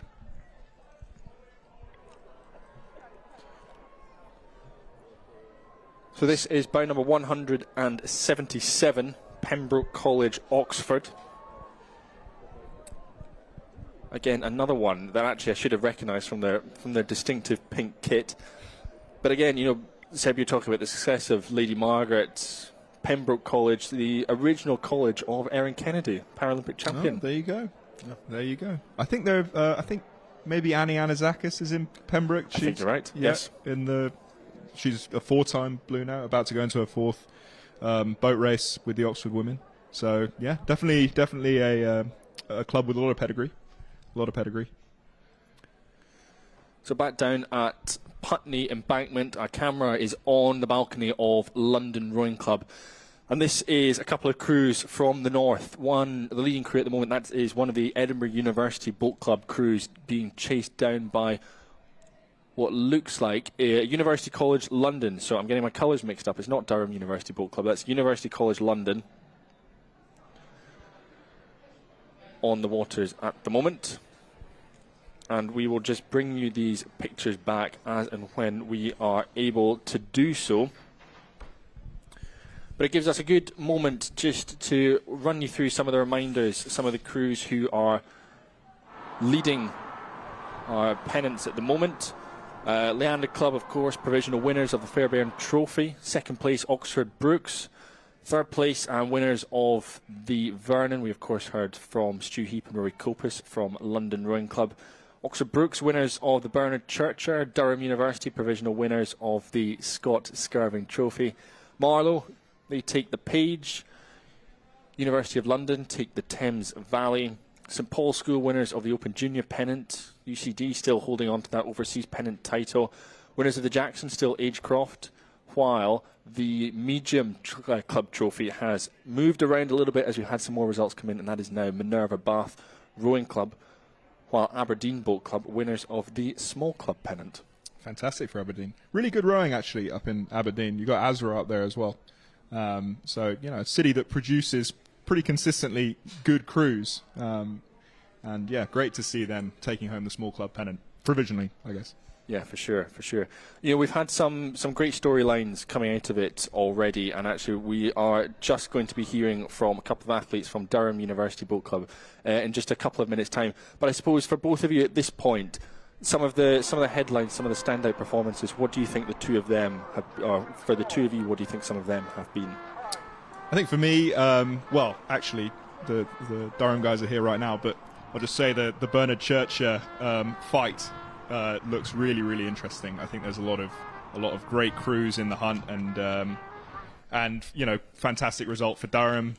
I think also St Paul's overturning Shiplake after that school's head performance. I think, you know, to be back sort of looking like they're on top, and you know, I say that with some bias given that I do coach at St Paul's, but it is really, really exciting to see, and I think there's a lot of talent there, and a lot of guys, you know, who are J17s who are making that step up to senior rowing, and yeah, just a really, really strong performance, and obviously in an event which is full of crews of very, very high caliber, and to sort of be mixing in at the top end is pretty impressive for a junior crew.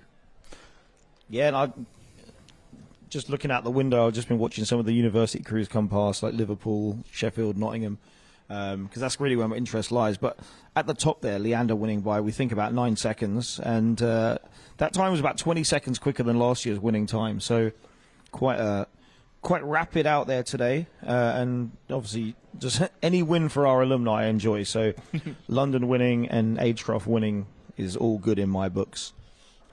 Yeah, for sure.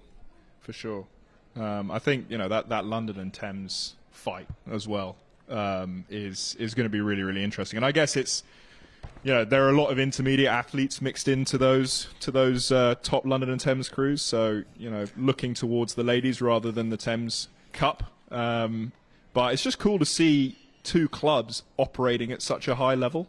You know, really not far behind the likes of, you know, the country's finest in the Caversham guys split between Brooks and Leander.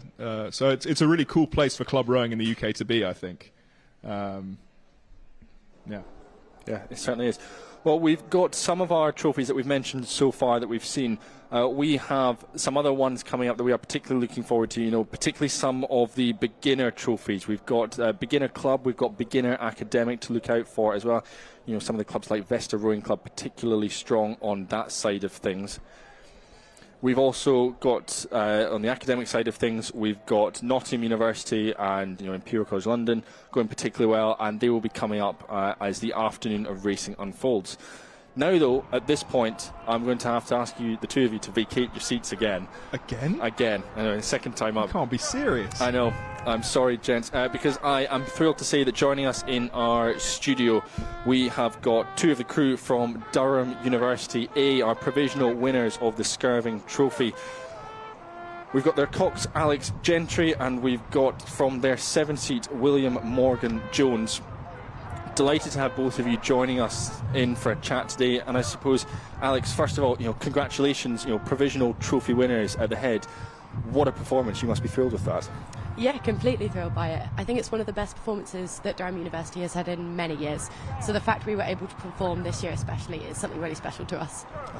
And for you, William, in the crew, this seems like it's an incredibly exciting and quite a special Durham crew that has been building over the years. Some phenomenal results at Rutherford Head, at Bucks Head, and now to do it at Head of the River, you must be thrilled as well.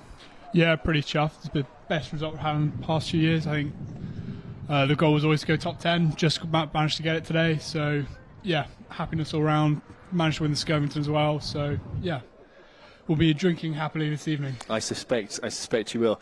And talk to me a little bit about the preparation and what this season has been like, because, as we said, building very well throughout the season at Bucks, at Rutherford. What's that been like to be in camp and to be experiencing that? Yeah, so one of the things that made this year especially special was we spent a whole week down in London before Head of the River, which really allowed us, especially as a Cox, to get used to the lines that we needed to hit, kind of length of the course and how to pace yourself down it. So I think that was a really valuable training experience before this. If you then zoom out a little bit, we had our camp over Christmas, which was in Spain, which again really set us up well for this kind of more big boat style of racing. So it's kind of just been a cumulative process from Rutherford to camp, then to Bucks Head, and then this again is just the cherry on top. Yeah, I think camp was really useful actually, especially midwinter when most other crews and clubs are not able to get on the water, actually going off the Bagnolas for a couple of weeks and doing some hard miles and having a bit of fun, getting to know each other a bit more is really vital. Yeah, I can imagine it's quite nice to get away from the town and actually hopefully experience some sunshine for once. For sure. Yeah. And what about the squad? What about the guys that you're working with this year? Is this something that's very much come at the start of the season, or has this felt like something you've been building towards over the past couple of years? It's definitely something we've been building towards. Culture is something we talk about a lot, and actually this year, despite having the biggest squad we've ever had, I know for the men's side and actually with the women as well, it's a real close-knit group of people. Everyone gets on with each other, so that's big kudos to everyone. And I think that influences the kind of results that we're seeing, especially at Bucks Head, having such strong results from the first 8 all the way down to the 4th 8, and I hope so for this as well.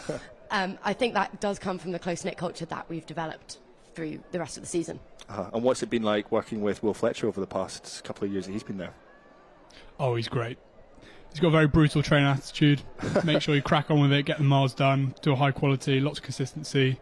So, but always time for a bit of banter. So, keeps everyone on their toes. Which I think is the attitude you need to have through the winter. Just that relentless drive to succeed, even when summer racing seems like it's so far away. And I think the culture that Fletch creates as a coach definitely helps uplift that in the squad. Yeah, but it's not just the coaches, it's the athletes around it as well. It's a good group of leaders amongst the squad that are leading everyone, pushing everyone every day in, day out. So, yeah, group effort. A big statement here at Head of the River. What can we expect as you build towards summer and Bucks Regatta and towards Henley Royal? Yeah, I think growing speed is all we can really say. We're spending Easter training up in Durham to kind of build the squad in towards 2K racing, finalise lineups, all the rest of it.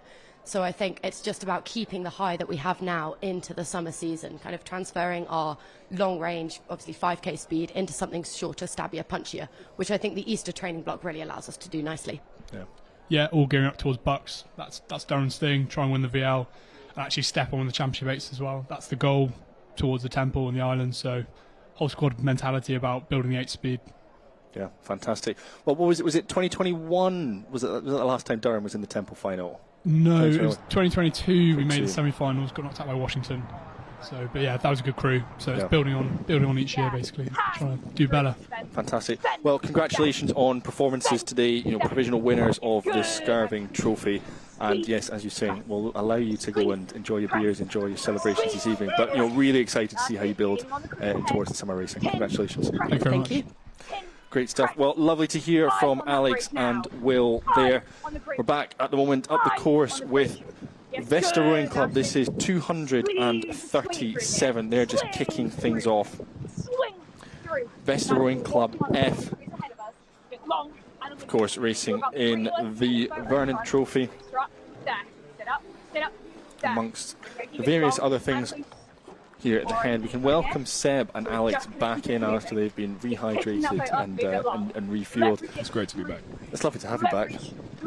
But I think, I suppose just building on what they were saying there, Seb, Durham this season, and particularly I think once Will Fletcher has taken over, he's brought them right back up to the top of university rowing. And I think, I think they were unfortunate to draw an outstanding crew from Cambridge in the Temple last year, because I think they could have gone far in it. But I think this year is shaping up to be what could be a very special one for Durham. Yeah, for sure. And I think Durham is one of those clubs that. So when I was rowing as a junior and at university, they kind of weren't anywhere, and then have had this real rise right to the top, or thereabouts, over the last sort of 5 or so years, but haven't quite managed to capture the top prize, right? The Henley win. And I think it's sort of looking like Durham are really bearing down on it at this point, and I would love to see them make that step. I think they have the talent to do it. I think they have the coaching to do it. I think they have the motivation to do it. And yeah, it would be great to see Durham come away with one of those Henley trophies this year. Yeah, definitely. Well, speaking of some of the universities, Alex, we've got some more provisional results we can bring you, and I'm coming straight for your reaction now for the winners of the medium academic pennant, University of Surrey. I mean, Surrey, they are strong. Big respect to that program. Like, it didn't really exist 20 years ago, and it definitely exists. They always punch really high in beginner stuff. Their sweep is moving on, and like their intermediate stuff now. They're not really challenging on a champ level yet, but they're building themselves into a real contender consistently in the intermediate levels. Yeah, for sure. Really exciting there from Surrey. Minerva Bath holding on as our provisional winners of the medium club pennant. Club junior pennant at the moment has gone to Wallingford Rowing Club, beating out the likes of Tideway Scullers School. Small club though, that is still Aberdeen Boat Club. But we have just been riding with 259, which is another one of our crews which has a cox cam on, and this is the London Otters crew, 259. They're A-boat there. Now, that's another club that didn't exist 20 years ago. They're pretty recent. They set up over at the Docklands in East London, because now I'm not going to say it word for word. I have to read the document, but basically it's a very inclusive club. It was set up by a couple of guys who, basically as gays, rowing just didn't feel as comfortable in some clubs, and so just set out their own club. And they haven't been around a lot. I remember seeing them about 10 years ago racing quite a lot of places like Peterborough. But, now racing at head of the river and, not being like one of the last crews off. Like, that's telling us that they've built that club. And they're just going off at 259. So thank you very much to them for having the cox cam on as well. Yeah, definitely. Doing a huge amount of work to drive promote inclusion across the sport of rowing, and it is wonderful, to have them here racing at the head of the river along with 374 other crews. Of course, we're still at the position at this point in the race where we've got crews going underneath Chiswick Bridge at the start, we've got crews going underneath Barnes and Hammersmith Bridge in the middle, and then hurtling towards Putney Bridge as well. We're done with the marshalling though, Seb. Probably about an hour or so ago that was chock-a-block full of crews, but we are now done with that.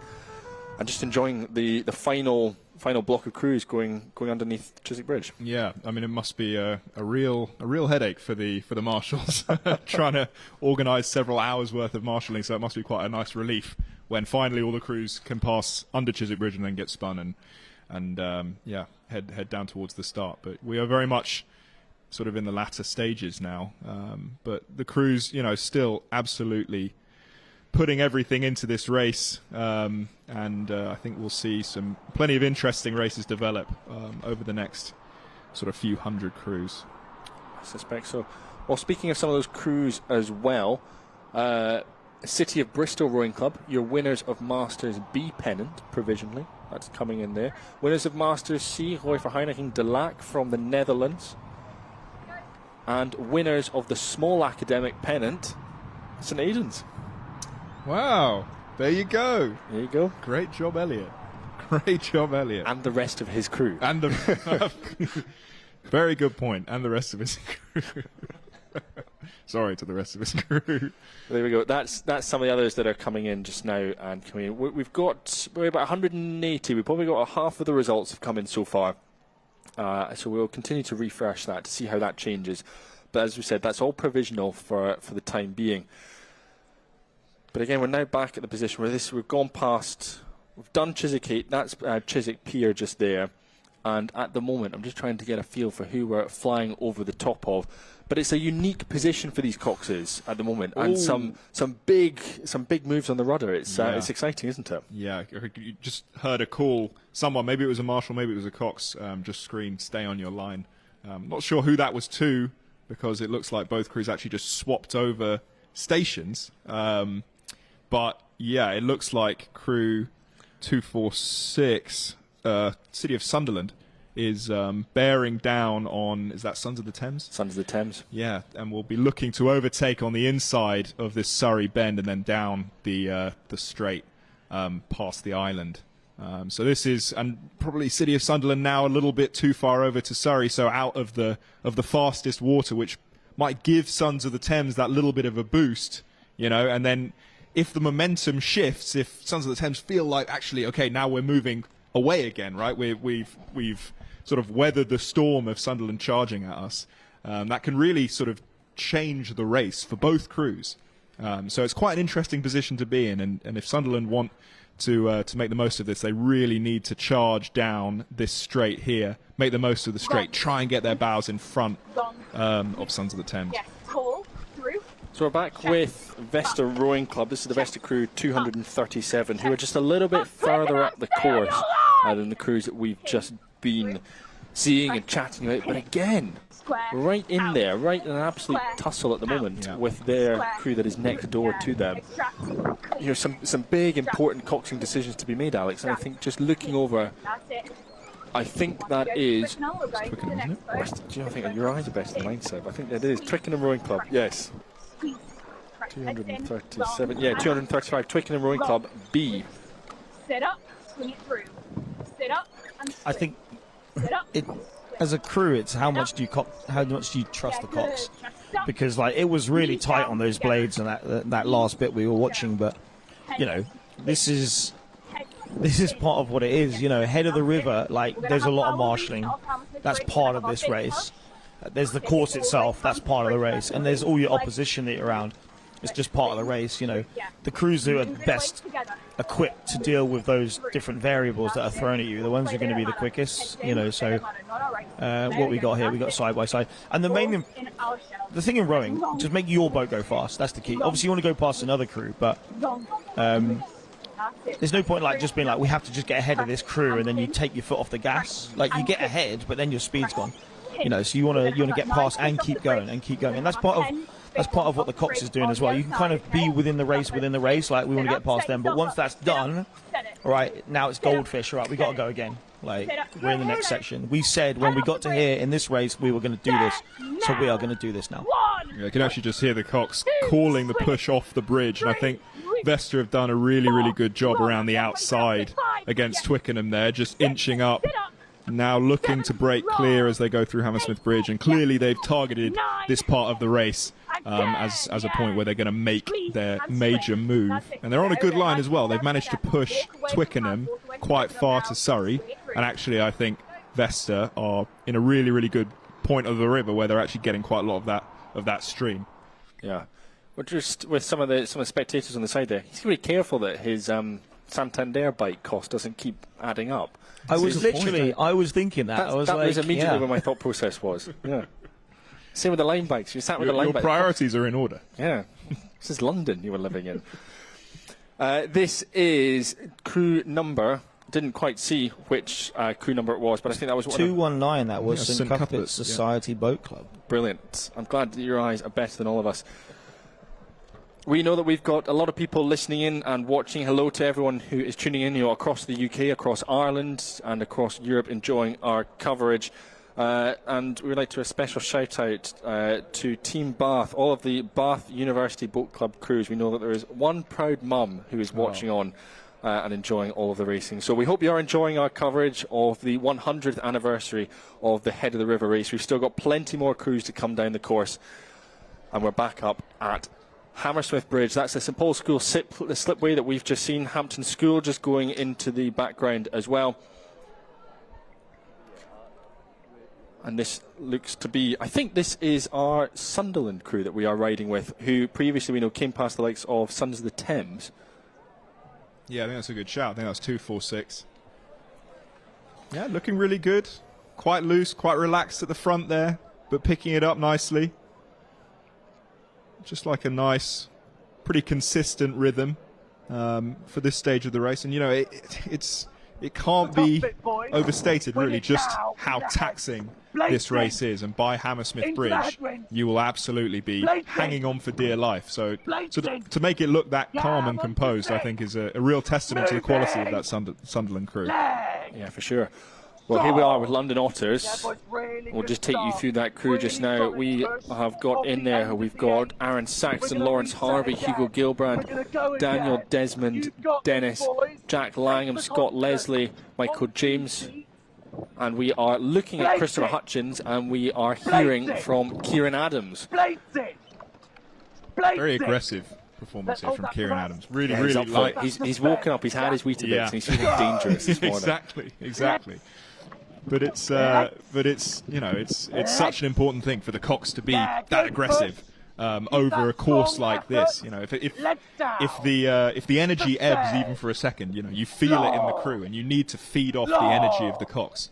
And I think he is doing a really, really good job just directing the crew to technical calls, but keeping it aggressively. I think it's push off the end of the island. A very classic call for this part of the race. Yeah. And it's always good to have those markers that you feel like you are actually physically pushing off. Like when you come up to the catch and you start to drive away, you feel like your feet are pushing off that marker that you can actually see. It's quite a powerful thing to say.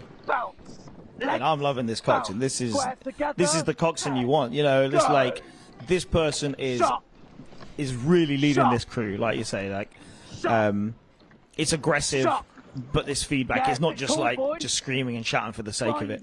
You know, I sometimes get questions from people like, how do I improve my coxing? And it's like, you can improve it a lot by understanding the sport, but it's like, it's not just what you say, but how you say it. 100%.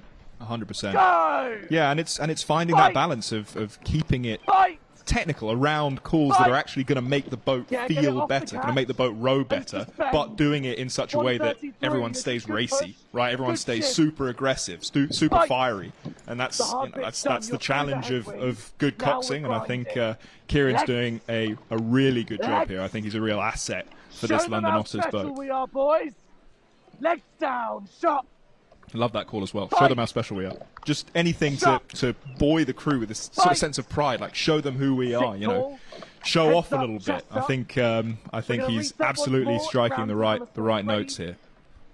Yeah, he certainly is. Well, we saw from the drone footage just a few moments ago, they're just out on the left-hand side in a good race. You know, imagine just in around that group as well with them, 257, Shoreham Rowing Club, Leeds Rowing Club, 258, Otters 59.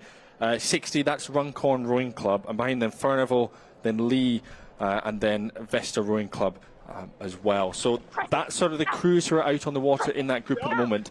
And this is back with Vesta Rowing Club on the final stages, and we're expecting, Alex, probably a nice big roar from their balcony in a minute or two's time, I suppose. Yeah, just a few hundred feet down to the left here. Can I just also give a quick shout out to Leeds Rowing Club, because they put out a pretty good hype video. It's the kind of thing you want to see. You know, there's a lot of boring crew reveals, and this was not that.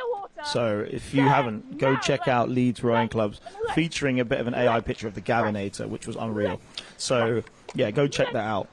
But yeah, talking about Vesta here, like,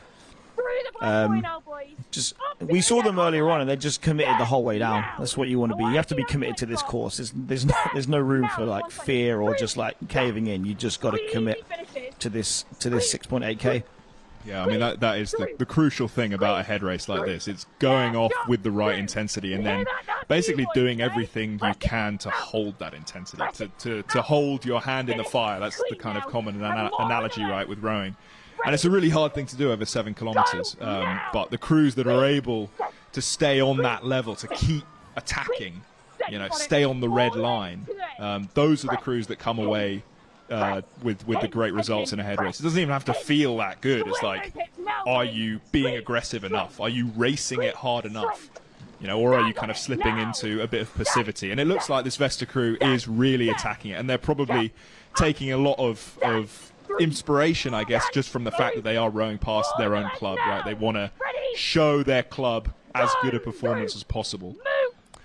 Yeah, and this is Vesta F, and they're surrounded by like A crews and B crews and stuff like that. So, you know, great respect to them for just punching their way down the course, and great coxing here as well down this last 250 meters. Yeah, really, really strong coxing, and great base layer vibe going on as well. Like this checker thing, I back you on that. Awesome. Like, you know, we used to have the crazy leggings; they seem to have gone out of fashion. But then, like, crazy bass. Let's bring it. Crazy bass. That is the next frontier, and I'd like that Vesta is leading the charge there. Yeah. Well, they're certainly charging up towards the finish line. That's Putney Bridge. That's them actually off the finish line. I think that's the first crew we've actually seen from the Coxcam go through the finish line. You can see immediately just that. And the crowds go wild. The crowds go wild. But you can see just the exhaustion immediately. You know, that the second you're through, just everybody slumping. Because, yeah, I mean, you're literally putting yourself in a position where your heart rate's probably up at 190 plus beats per minute for a good 17 minutes. It is a really, really difficult thing to do. There's nothing quite like it. 283 here, I think. University of Warwick. University of Warwick.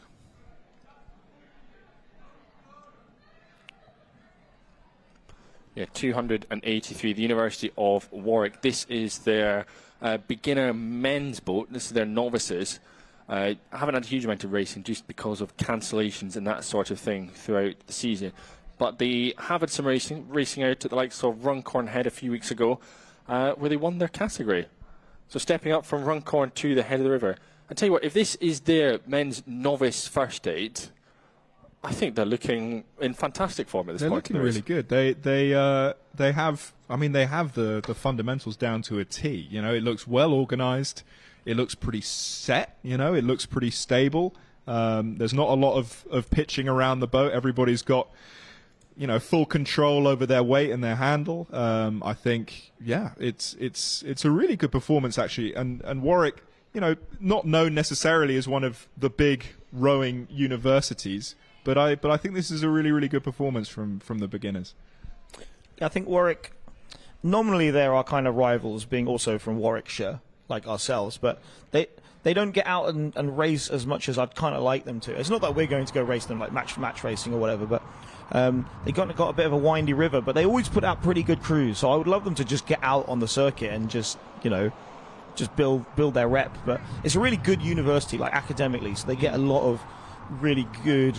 Well, everyone at uni is pretty intelligent, but you know what I mean. They get people from schools that have rowing programs, and then they can always kind of put out pretty decent boats. But yeah, I'd love them to just get out there more often. I think. Yeah, I think it's important for programs like that to have a strong beginner contingent, you know, guys that can actually be brought up through learning to row at that university. I think that really fills out the squads, and you can have a few experienced guys, but if you actually have a load of people who learn to row at the university who are also technically really proficient, you know, really good rowers, I think that's when you start to see a lot of upward momentum for a program.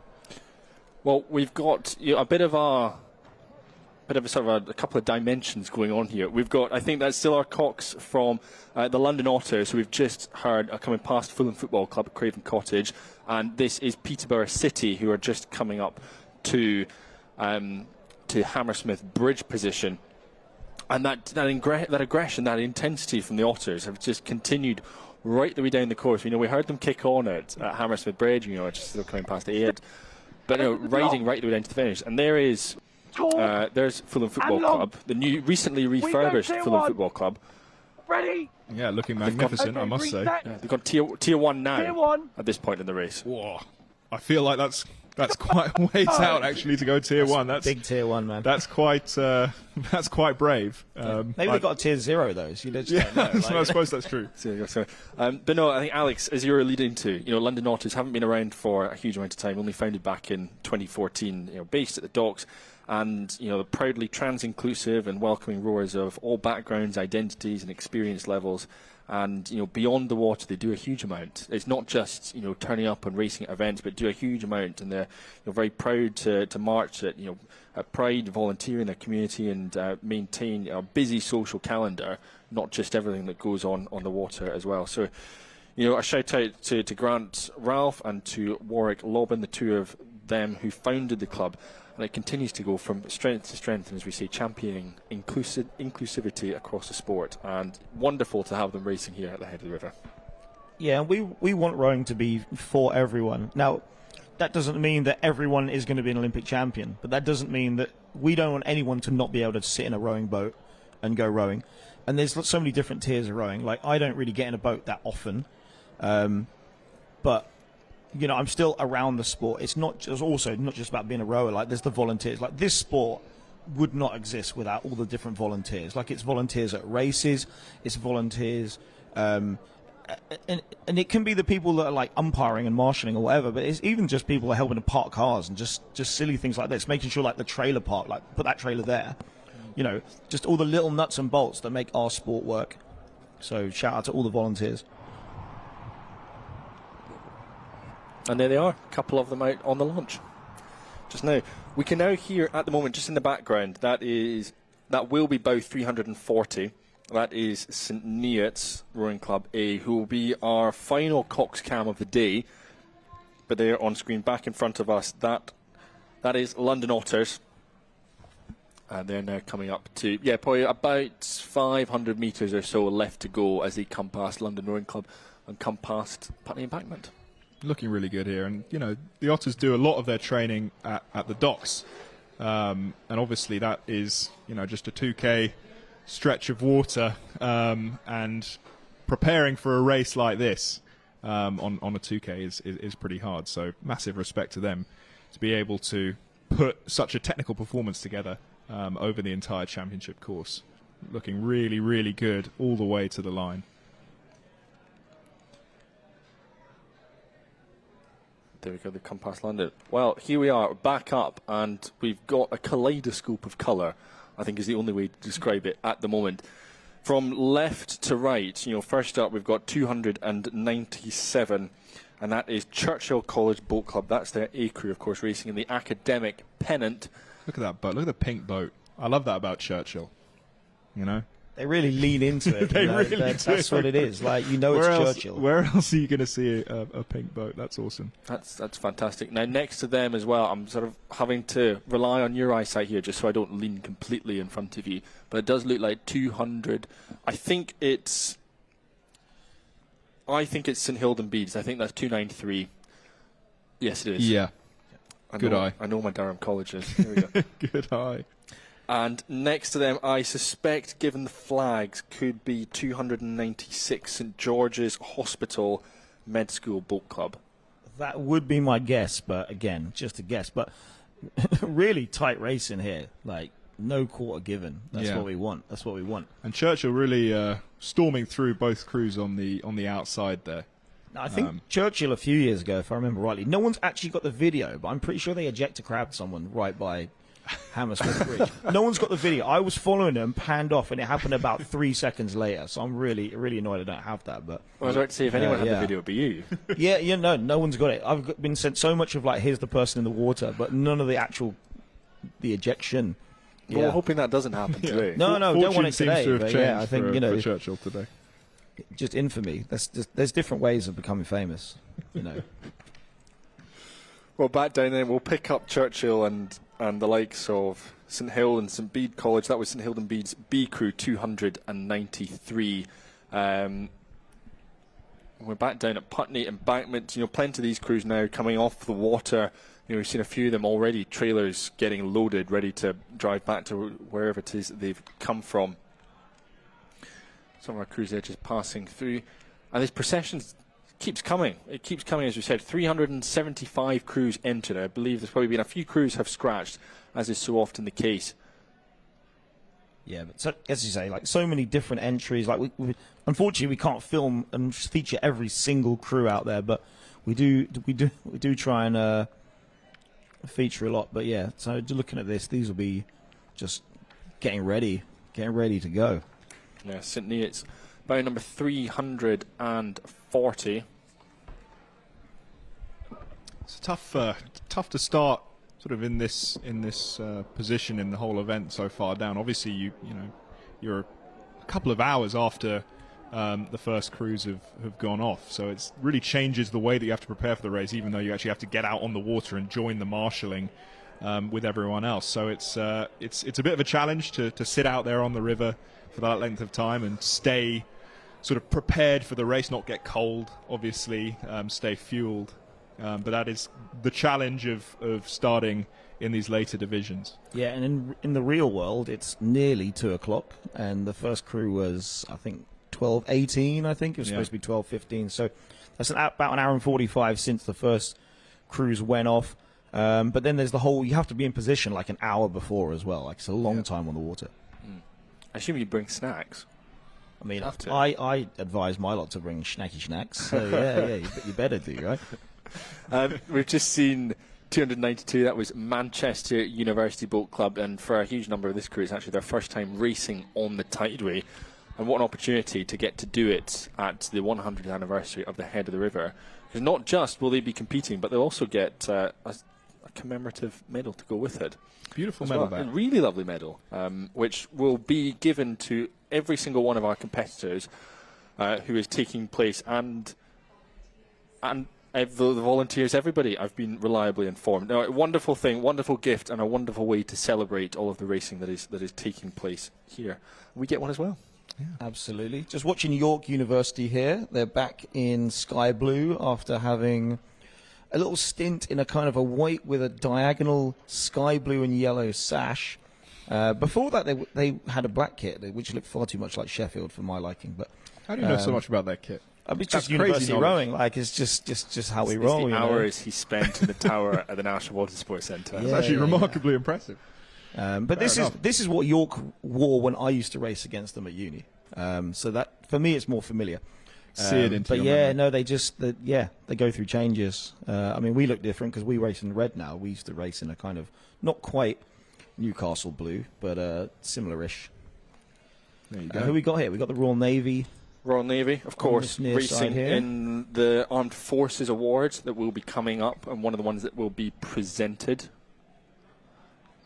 And going with them as well.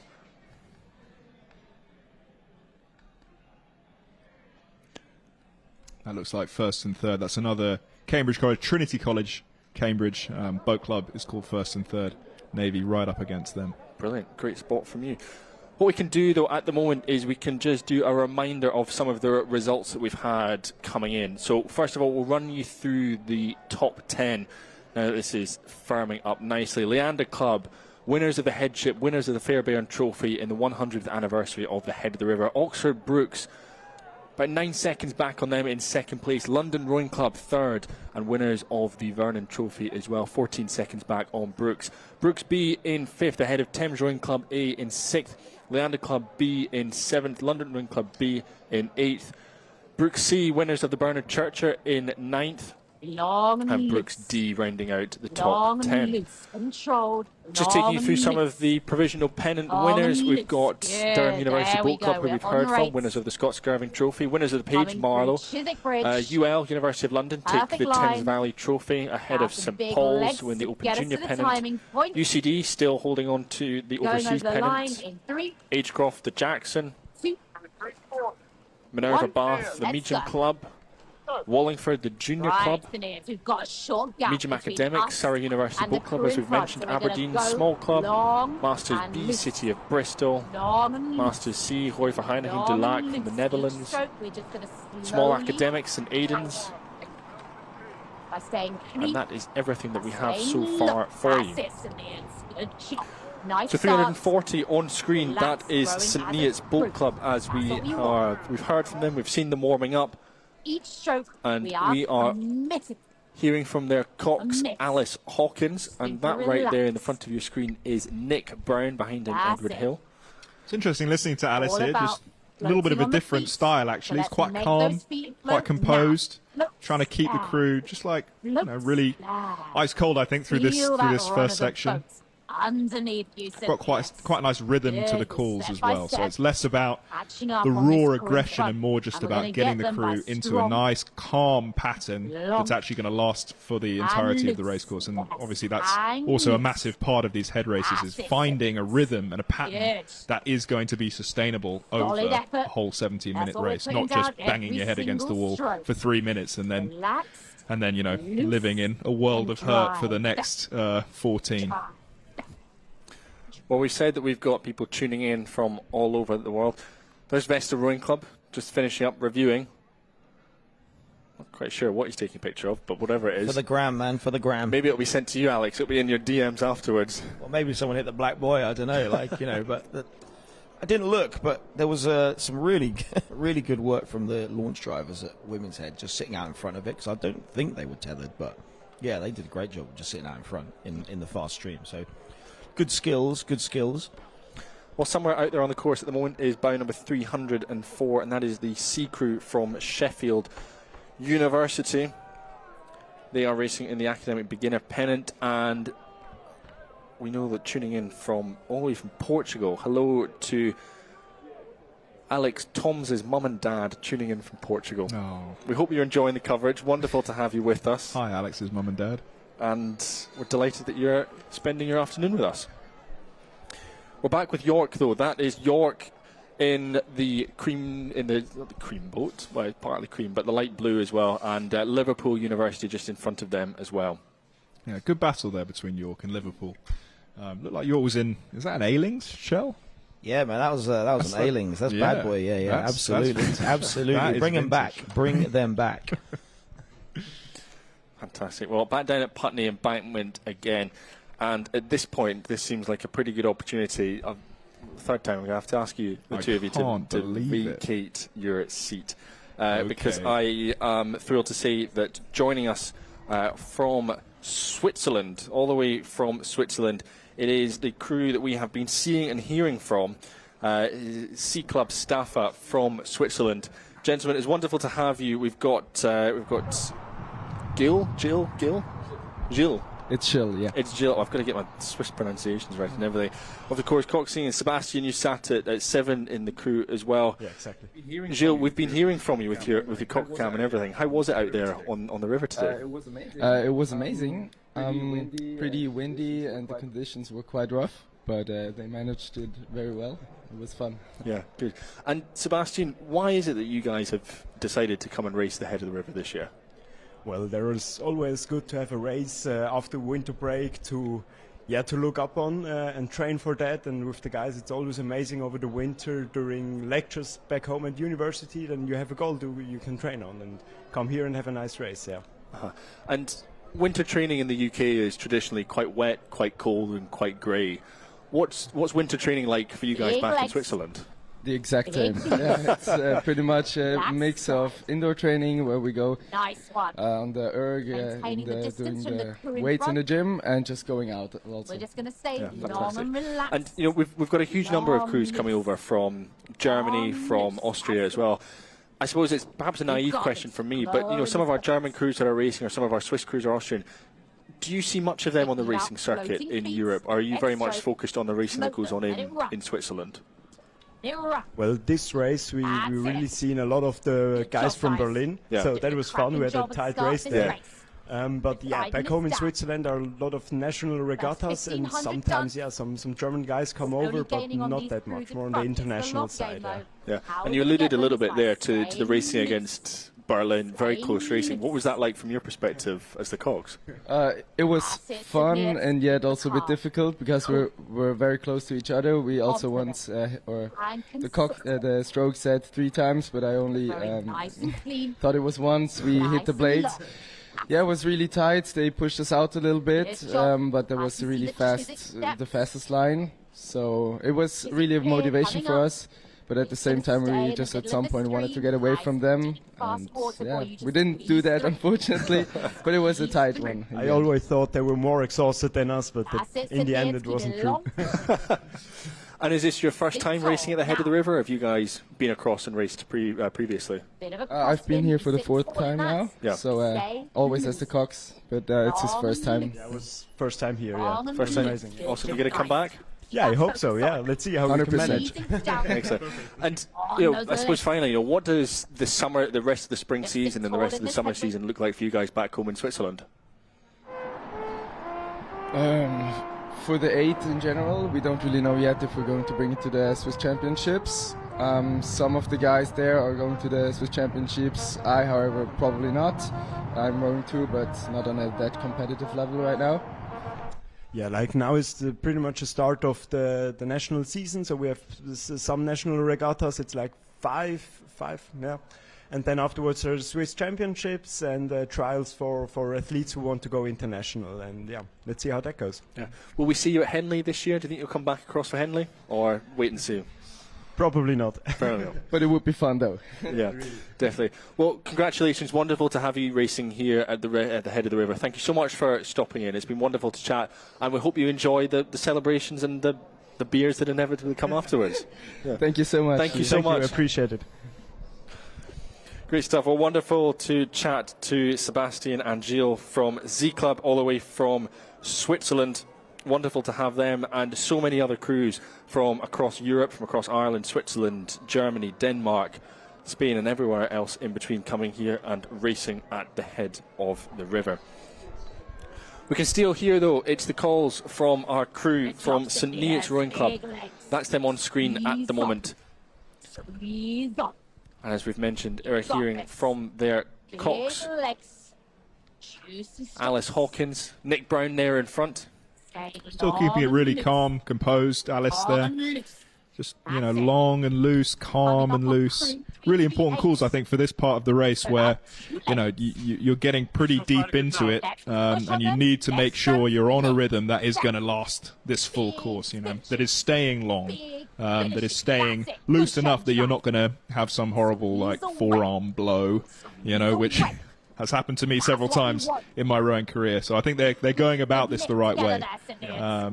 As they just come around this Surrey bend down towards this really important straight, sort of about halfway through the course.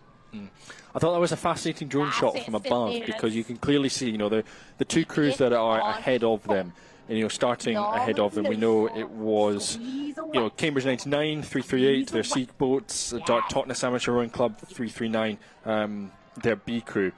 And it's fascinating how one crew will start on a line, the one crew will be slightly further, and the one behind them even further out. And it just how all that impacts on their racing lines and what unfolds down the course. I mean, one of those crews will be sort of getting the most out of the stream, and the other two, well, I think it's a little bit hard. Probably the middle crew there is actually the one that's on the best line, But yeah, I think, coxes have to take a view on where is best to put themselves, and sometimes when, you've got a view towards overtaking, you end up taking a slightly different line, but that can actually result in a much smoother overtake, and I think that's always going to be a consideration for these coxes. Yeah, you just heard the cox asking the nines to give way, so I think they're catching up with that crew 2 ahead. Question is whether nines actually do give way, and I feel like that's also such a big part of these races. You'll always get coxes screaming "give way" to the crews in front, but part of the gamesmanship, I think, is leaving those moves quite late.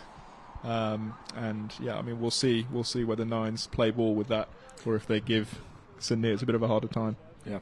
So there we have crew 375, Worthing Rowing Club. They are our final crew to go through the start line. We'll be tracking them as they come down the course.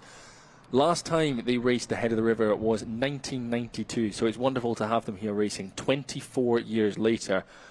And their club catchphrase is "up the fish." 24 years, isn't it? 24 years ago. 34. 1992? Yeah, 34. I didn't do maths at university.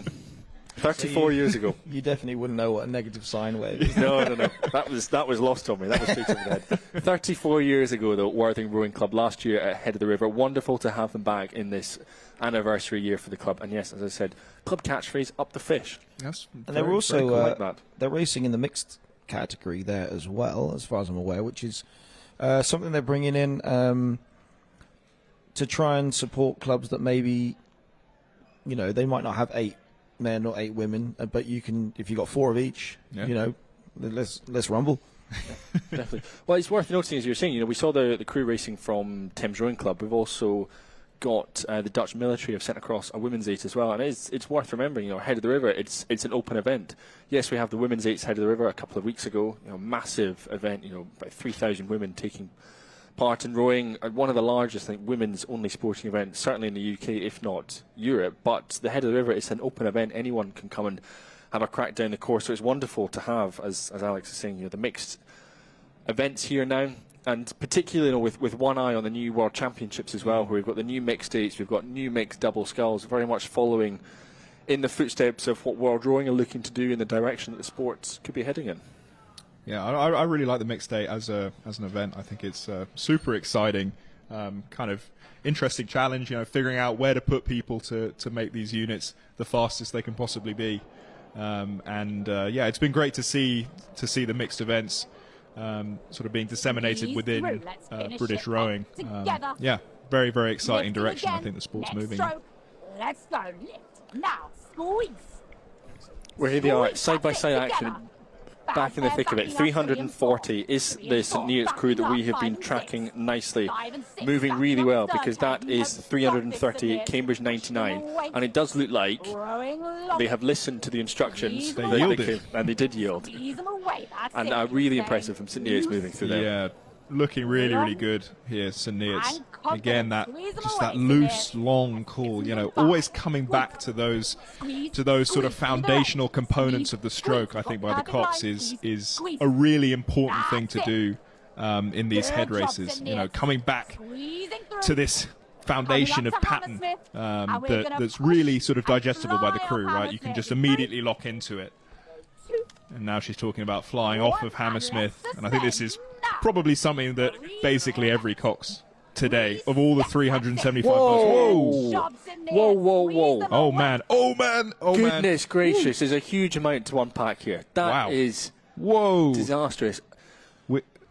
I think we're somewhere in around 359. I think Marlow Rowing Club E's in the mix there. I suspect Putney Town, City of Cambridge, and there's all sorts going on here. Yeah, the crew's just stopped in the middle, and we've got 6 boats here, all within meters of each other. And don't forget the crews coming the other way. They're like, I'm in at the bank. I got nowhere to go. Oh, yeah, and they're going to have to evade crews coming back. That looks like a Jesus College crew coming back. Wow. Right, we can get the overhead now and just pick apart who some of these crews are. But yes, I think that is Marlow Rowing Club. I think that'll be 359. Just in the yellow boat there with the red kit. So Marlow actually did a very good job to avoid that knotting up that happened in front of them, and they went right to Surrey to avoid that and just threaded the needle, just avoiding oncoming crews. Well, 355, that is the sea boat from London Otters Rowing Club. I think caught up in some of the action as well. I think that's 358. Yeah, that's Putney Town. That's Putney Town. It looks like actually everything's sort of settled now, but it was those 2 crews right up beyond Marlow that had just knotted up together, but both have managed to get back underway. To me, it looked like maybe the rigger had got caught on the canvas and they just couldn't kind of part at one point. But down the back end here, like, the speed order is not going to be as clear as it is up at the top. So you are just going to have these kind of things happen. Yeah. We've just flown over the head of Derby Rowing Club. That was 360. That was Derby's B crew. It'll be interesting to see which these crews actually are. Drone's a bit high.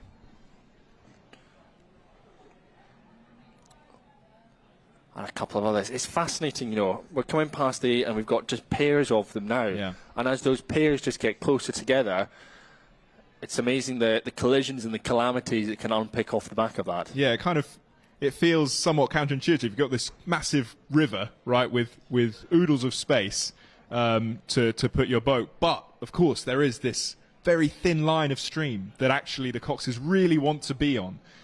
So it almost looks like the boats kind of are magnetically attracted to each other, and you just get these really close shaves or indeed collisions. But it's not just the coxes doing random stuff. It's the coxes trying to put their crews on the fastest line that kind of lead to those little moments of chaos.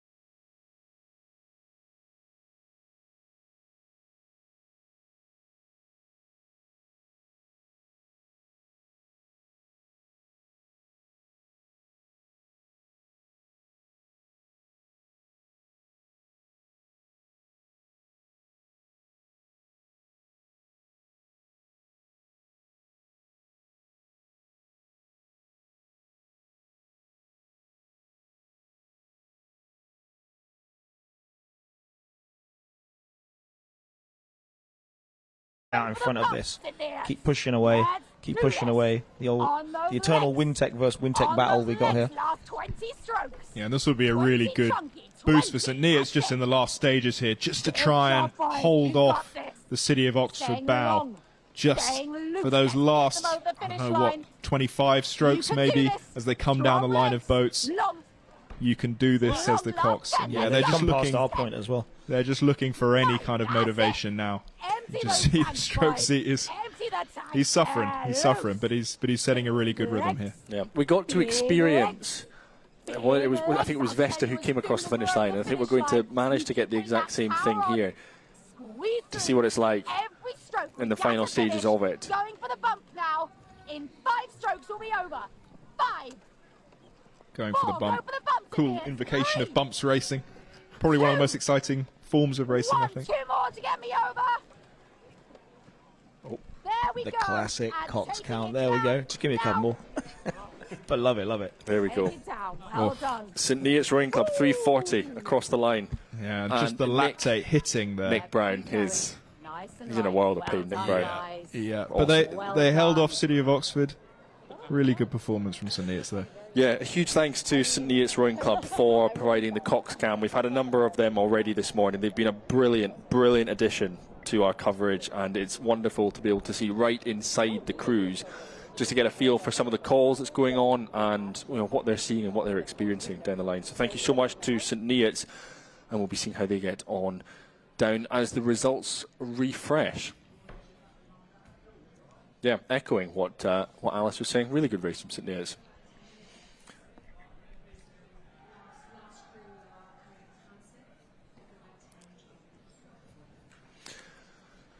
So we are I think we can start to say we're into the closing stages of this race now, because we have seen Worthing Rowing Club start the race. We'll be picking them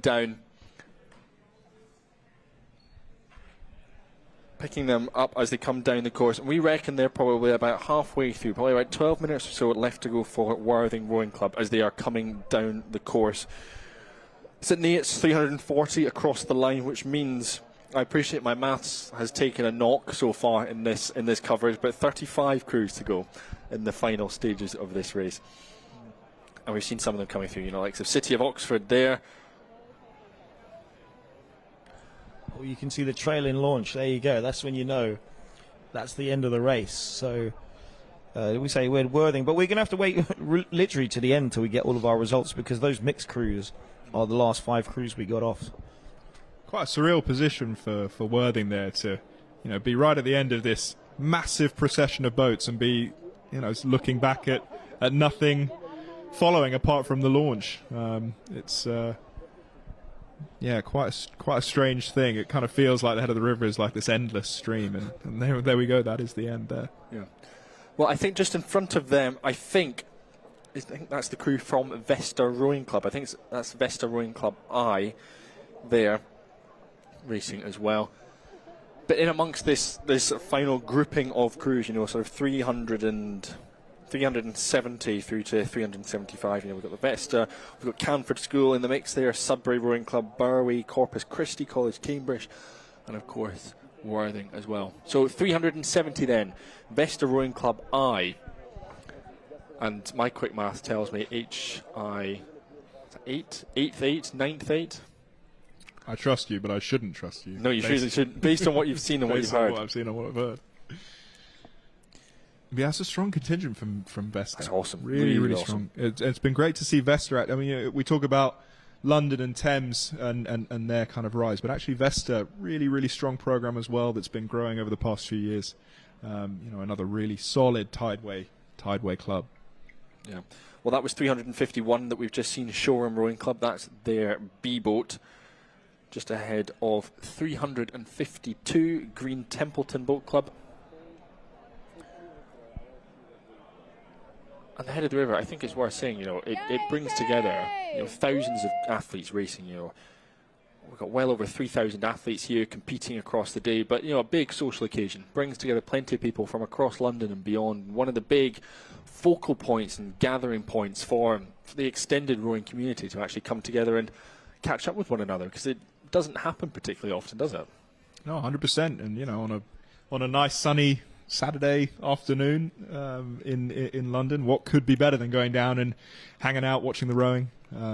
It's a fantastic event. Yeah. Well, this is Bow 362. This is Marlow Rowing Club. First road sweep just 1 month ago, and actually their first sweep racing here at the head of the river. And it's the first time in 10 years that Marlow Rowing Club have got a junior boys 8 racing. 5 of the crew, J17s, 3 of them J16s.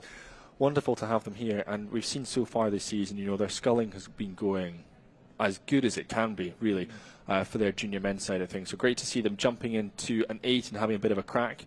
at the sweeping, and where better to do it than 100th anniversary of the Head of the River. Yeah, and Marlow as well is another program that's, I think, really on a rise. The senior head coach Jamie Axton, I think, has done some fantastic things with the men's side at Marlow, and I think we'll continue to see really strong Marlow boats. Seniors, juniors, whatever. I think they are going to be a real powerhouse in sweeping as well. Yeah, for sure. Well, there's some of our crews just getting out and about, having rowed back to wherever it is they need to get to. 364, City of Bristol E Club. Again, talking about the depth of Vesta, provincially as well. City of Bristol now 5/8 that they've got out racing. And this is worth noting, actually. It's the first ever year that City of Bristol has boasted a junior 8 at the Head of the River, and they reckon it could even be the first ever time that they've had a junior boys 8. And they had first girls racing at HoRR earlier this year as well. So big year, really exciting year for them. A lot of them doing a lot of sculling, but again, much like the Marlow lot that we've just seen, it's their first sweep race for them. But they've been together mostly since J14s, and here they are having a crack at Head of the River. Yeah, and I think City of Bristol picked up one of the pennants at HoRR, so really good job from that club, just developing and developing in size but also in speed. Well, this is 359. This is Marlow Rowing Club, and one of the crews that we reckon were caught up in some of the carnage that unfolded earlier. But coming down Putney Embankment now, just in front of our camera, about 250 metres left to go for them. They've managed to regather, recompose after all of the chaos that was unfolding, and finishing nicely is Marlow Rowing Club E. Yeah, looking pretty unscathed. Don't see any evidence of any collisions or anything on the shell, so there's no holes or bits of rigger holes missing. Yeah, no oars smashed in half, so I think they've come away well there. So this is back up at Hammersmith. Plenty of the pubs there, packed on race day, just like they will be packed on boat race day. And we can see some of those umpire launches zooming around now. Their work nearly done, just a case of getting the crews safely back to their host clubs. I suppose, Alex, it's one of the wonderful things about the Tideway is the way that when it comes to races like the Women's Head and to the Head of the River as well, the clubs will just open up their doors and just welcome in the world, really, won't they? Yeah, well, without it, we just could not run these races. But obviously, they're not obligated to. But it's great that you can just have so many different host clubs, because this event could not be as big as it is without it. If we work our way up, we got a lot of boating down here at the Putney Embankment. You've now got Fulham Reach. You've got like Barn Elms and like St Paul's. You carry on round. You've got the sort of two little bits at Hammersmith, a little bit where Sons of the Thames is, and then like where Furnival and AK are. Carry on past that, you're like Emmanuel School, Barnesbridge Ladies over there. There's just so many places that you can boat on, and it just allows this race to be so huge. Yeah, for sure. Well, this is 368 Vesta Rowing Club. This is their top novice crew, coached by Ben Hamp and Piers Kingsley. Trying past their home club there. Pretty good job by them. Another novice crew which looks really, really tidy, right? Which is looking well past novice status, I would say. This is 374. This is Corpus Christi College, Cambridge. Looks like they've been borrowing some kit from, is that AK, I believe? Yeah. I suspect AK. I think it's worth noting that, the club, they're working towards re-establishing crews at the Head of the River, and they have a long-term goal of achieving their best ever finish in 2028. So it sounds like it's going to be quite an exciting few years for them coming up. An exciting 2028, because that will be their club's 200th anniversary as well. Lots to look forward to with them. And it's their first mixed crew in college history, the one that's racing just now, and also earlier this year, their men's crew got blades at Lent bumps for the first time in 20 years. Well done to Corpus Christi. Yeah. So cool when you think, 200-year anniversary. Think about all the crews that have been through Corpus Christi. That's not a massive college in Cambridge, and obviously it's on a very small stretch of water. But for 200 years, members of that college have been going up and down the Cam. I think that's really, really cool. Yeah. So much history there. Yeah. Well, I think that is 261 that we're just with at the moment. That's Furnival Sculling Club. That's their B crew. 369, though, Putney Town Rowing Club. Again, another novice crew. 3 of them currently studying at Roehampton University. But what is the most exciting thing is that they're all hooked on rowing, and this is the first head of the river for all of them. Apparently, in the notes as well, I've been told that Jack, who is stroking that, he's studying software engineering and hopes to be the next James Bond. Well, someone's got to be. Yeah. Like acting as James Bond or the actual Well, James I'm not Bond? quite sure if it's acting or if he wants to go and be a spy, but either way, someone's got to be the next James Bond. Yeah, I guess.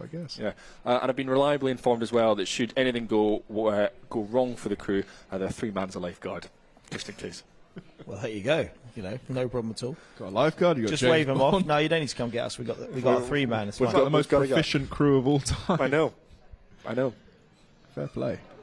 So that's that Worthing crew punching down towards the finish. Yes, 375, as we've said, Worthing Rowing Club. Last time they entered, as we've mentioned, 1992. 34 years since then. It's wonderful to have them back here. And what a way to do it. The 100th anniversary of the head of the river. 370, as we've mentioned, that is the I-boat from Vesta Rowing Club. And I think after some moving and some shaking from Worthing Rowing Club, I think Vesta Rowing Club will be our final crew across the line this year. Wow. There you have it. 100th anniversary. 100th anniversary. Done. Bosh. It's like in the blink of an eye. Look, just done. In the blink of an eye. Yeah. I mean, what a day. Well, what a day of racing. An afternoon, you know. What a day of racing. Yeah. Some of the crews there just coming off at some of the clubs just next to Hammersmith Bridge there. But yes, Worthing Rowing Club 375 across the finish line, Vesta Rowing Club 370 across the finish line, and the umpires there will be delighted that another edition of the Head of the River is in the books. It's probably worth one more rendition of some of our results at the moment, and of course these are all provisional. Final results will be posted on the Head of the River website. Prize giving is to come later on today at London Rowing Club. But let's take you through some of those results one more time. As we said, Leander Club, your winners, dominant winners, 9 seconds ahead of Oxford Brookes. London Rowing Club win the Vernon Trophy this year, whilst Oxford Brookes C win the Bernard Churcher. Durham University Boat Club will head north with the Scott Skirving Trophy, while Marlow Rowing Club hold on to the page for its 2nd year in a row. Winner of the Thames Valley Trophy is the University of London, while St Paul's School win the Open Junior pennant. And the overseas pennant will head back to Dublin with University College Dublin. Jackson Trophy heads to Manchester as it's won by Agecroft Rowing Club. Winners of the club junior pennant, Tideway Scullers School. That's changed. It was previously Wallingford, now Tideway Scullers School. Medium club pennant, Minerva Bath. While the medium academic club pennant, Surrey University. Aberdeen Boat Club still winners of the small club pennant. Masters B goes to City of Bristol. And Masters C will go to Roy Verheineken de Lac from the Netherlands. Small academic is Hartford College Boat Club. So it's no longer Elliot. But congratulations to Hartford College Boat Club. That's brilliant. Begrudging. Congratulations. Fastest services crew, that's the Royal Air Force this year. Winners of Masters D is Lymington Amateur Rowing Club. And that is what we have so far. As we've said, everything is still provisional. Everything is still provisional until officially updated and uploaded into the official Head of the River website. So I suppose it's just worth bringing this to a quick conclusion. 100th anniversary of the Head of the River is in the books. Alex, your reflections and a highlight from you? Whoa. Seemed like a pretty clean race, to be honest. Like, my phone has not blown up, so I don't think anyone ejected crowds. And that's kind of what we want, really, from our racing. But yeah, you know, I just think events like this are enjoyable because, in a small way, you've got Olympic medalists racing against, not maybe directly, but in the same, you know, body of crews as people like you just said. It was their first ever race from that Putney Town crew. So, you know, I just think that's cool in general. And then obviously, everyone will pick over the results, maybe read a little bit too much into them, and then, you know, we'll head into regatta season. But that's part of the fun, right? Seb, highlight from you? I think Well, quite a few really, but I think the university competition, to me, that's what I'm always sort of drawn to, and it looks like it's going to be really hot this year. I mean, Brooks, Durham, UL, all very close to each other, and you know, you've got Edinburgh in there as well. You've got Newcastle. It's tight, and it's going to be really fascinating to see how things develop in the regatta season. And then, yeah, just seeing women's crews, mixed crews competing as well is awesome. I think it's a fantastic direction for the Eights Head. And yeah, just to echo Alex, I think just seeing like the caliber of the GB national team racing in the same event as all these other crews from all around the country and all around the world is really, really cool to see, and it's part of what makes this day so special. Absolutely. And what about your thoughts, Fergus? My thoughts. Do you know what I think? It has been wonderful to, wonderful to be a part of this. 100 years of history, 100 years of the Head of the River, and I think, you know, my eyes are always drawn to the top of it. I think Leander winning by 9 seconds, that's fantastic from them. I think particularly after, you know, a difficult fixture against Cambridge University last week. But I think, much like you, Seb, I love watching the university crews get stuck in. I think Bucks Regatta this year is going to be fascinating. I think the Temple Challenge Cup is going to be incredibly exciting as well. But also on the club side of things as well, London getting a big one up on Thames, fascinating, and sets them up for a very, very exciting summer still to come.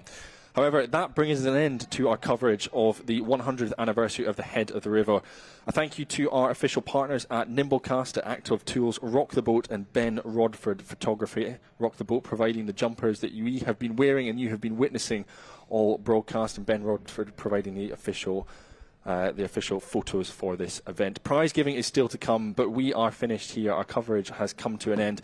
100 years of history here at the Head of the River, and we can add this 100th anniversary to the history books as well. Thank you very much, everyone, for tuning in. We hope you've enjoyed our coverage. Let's do it all again next year.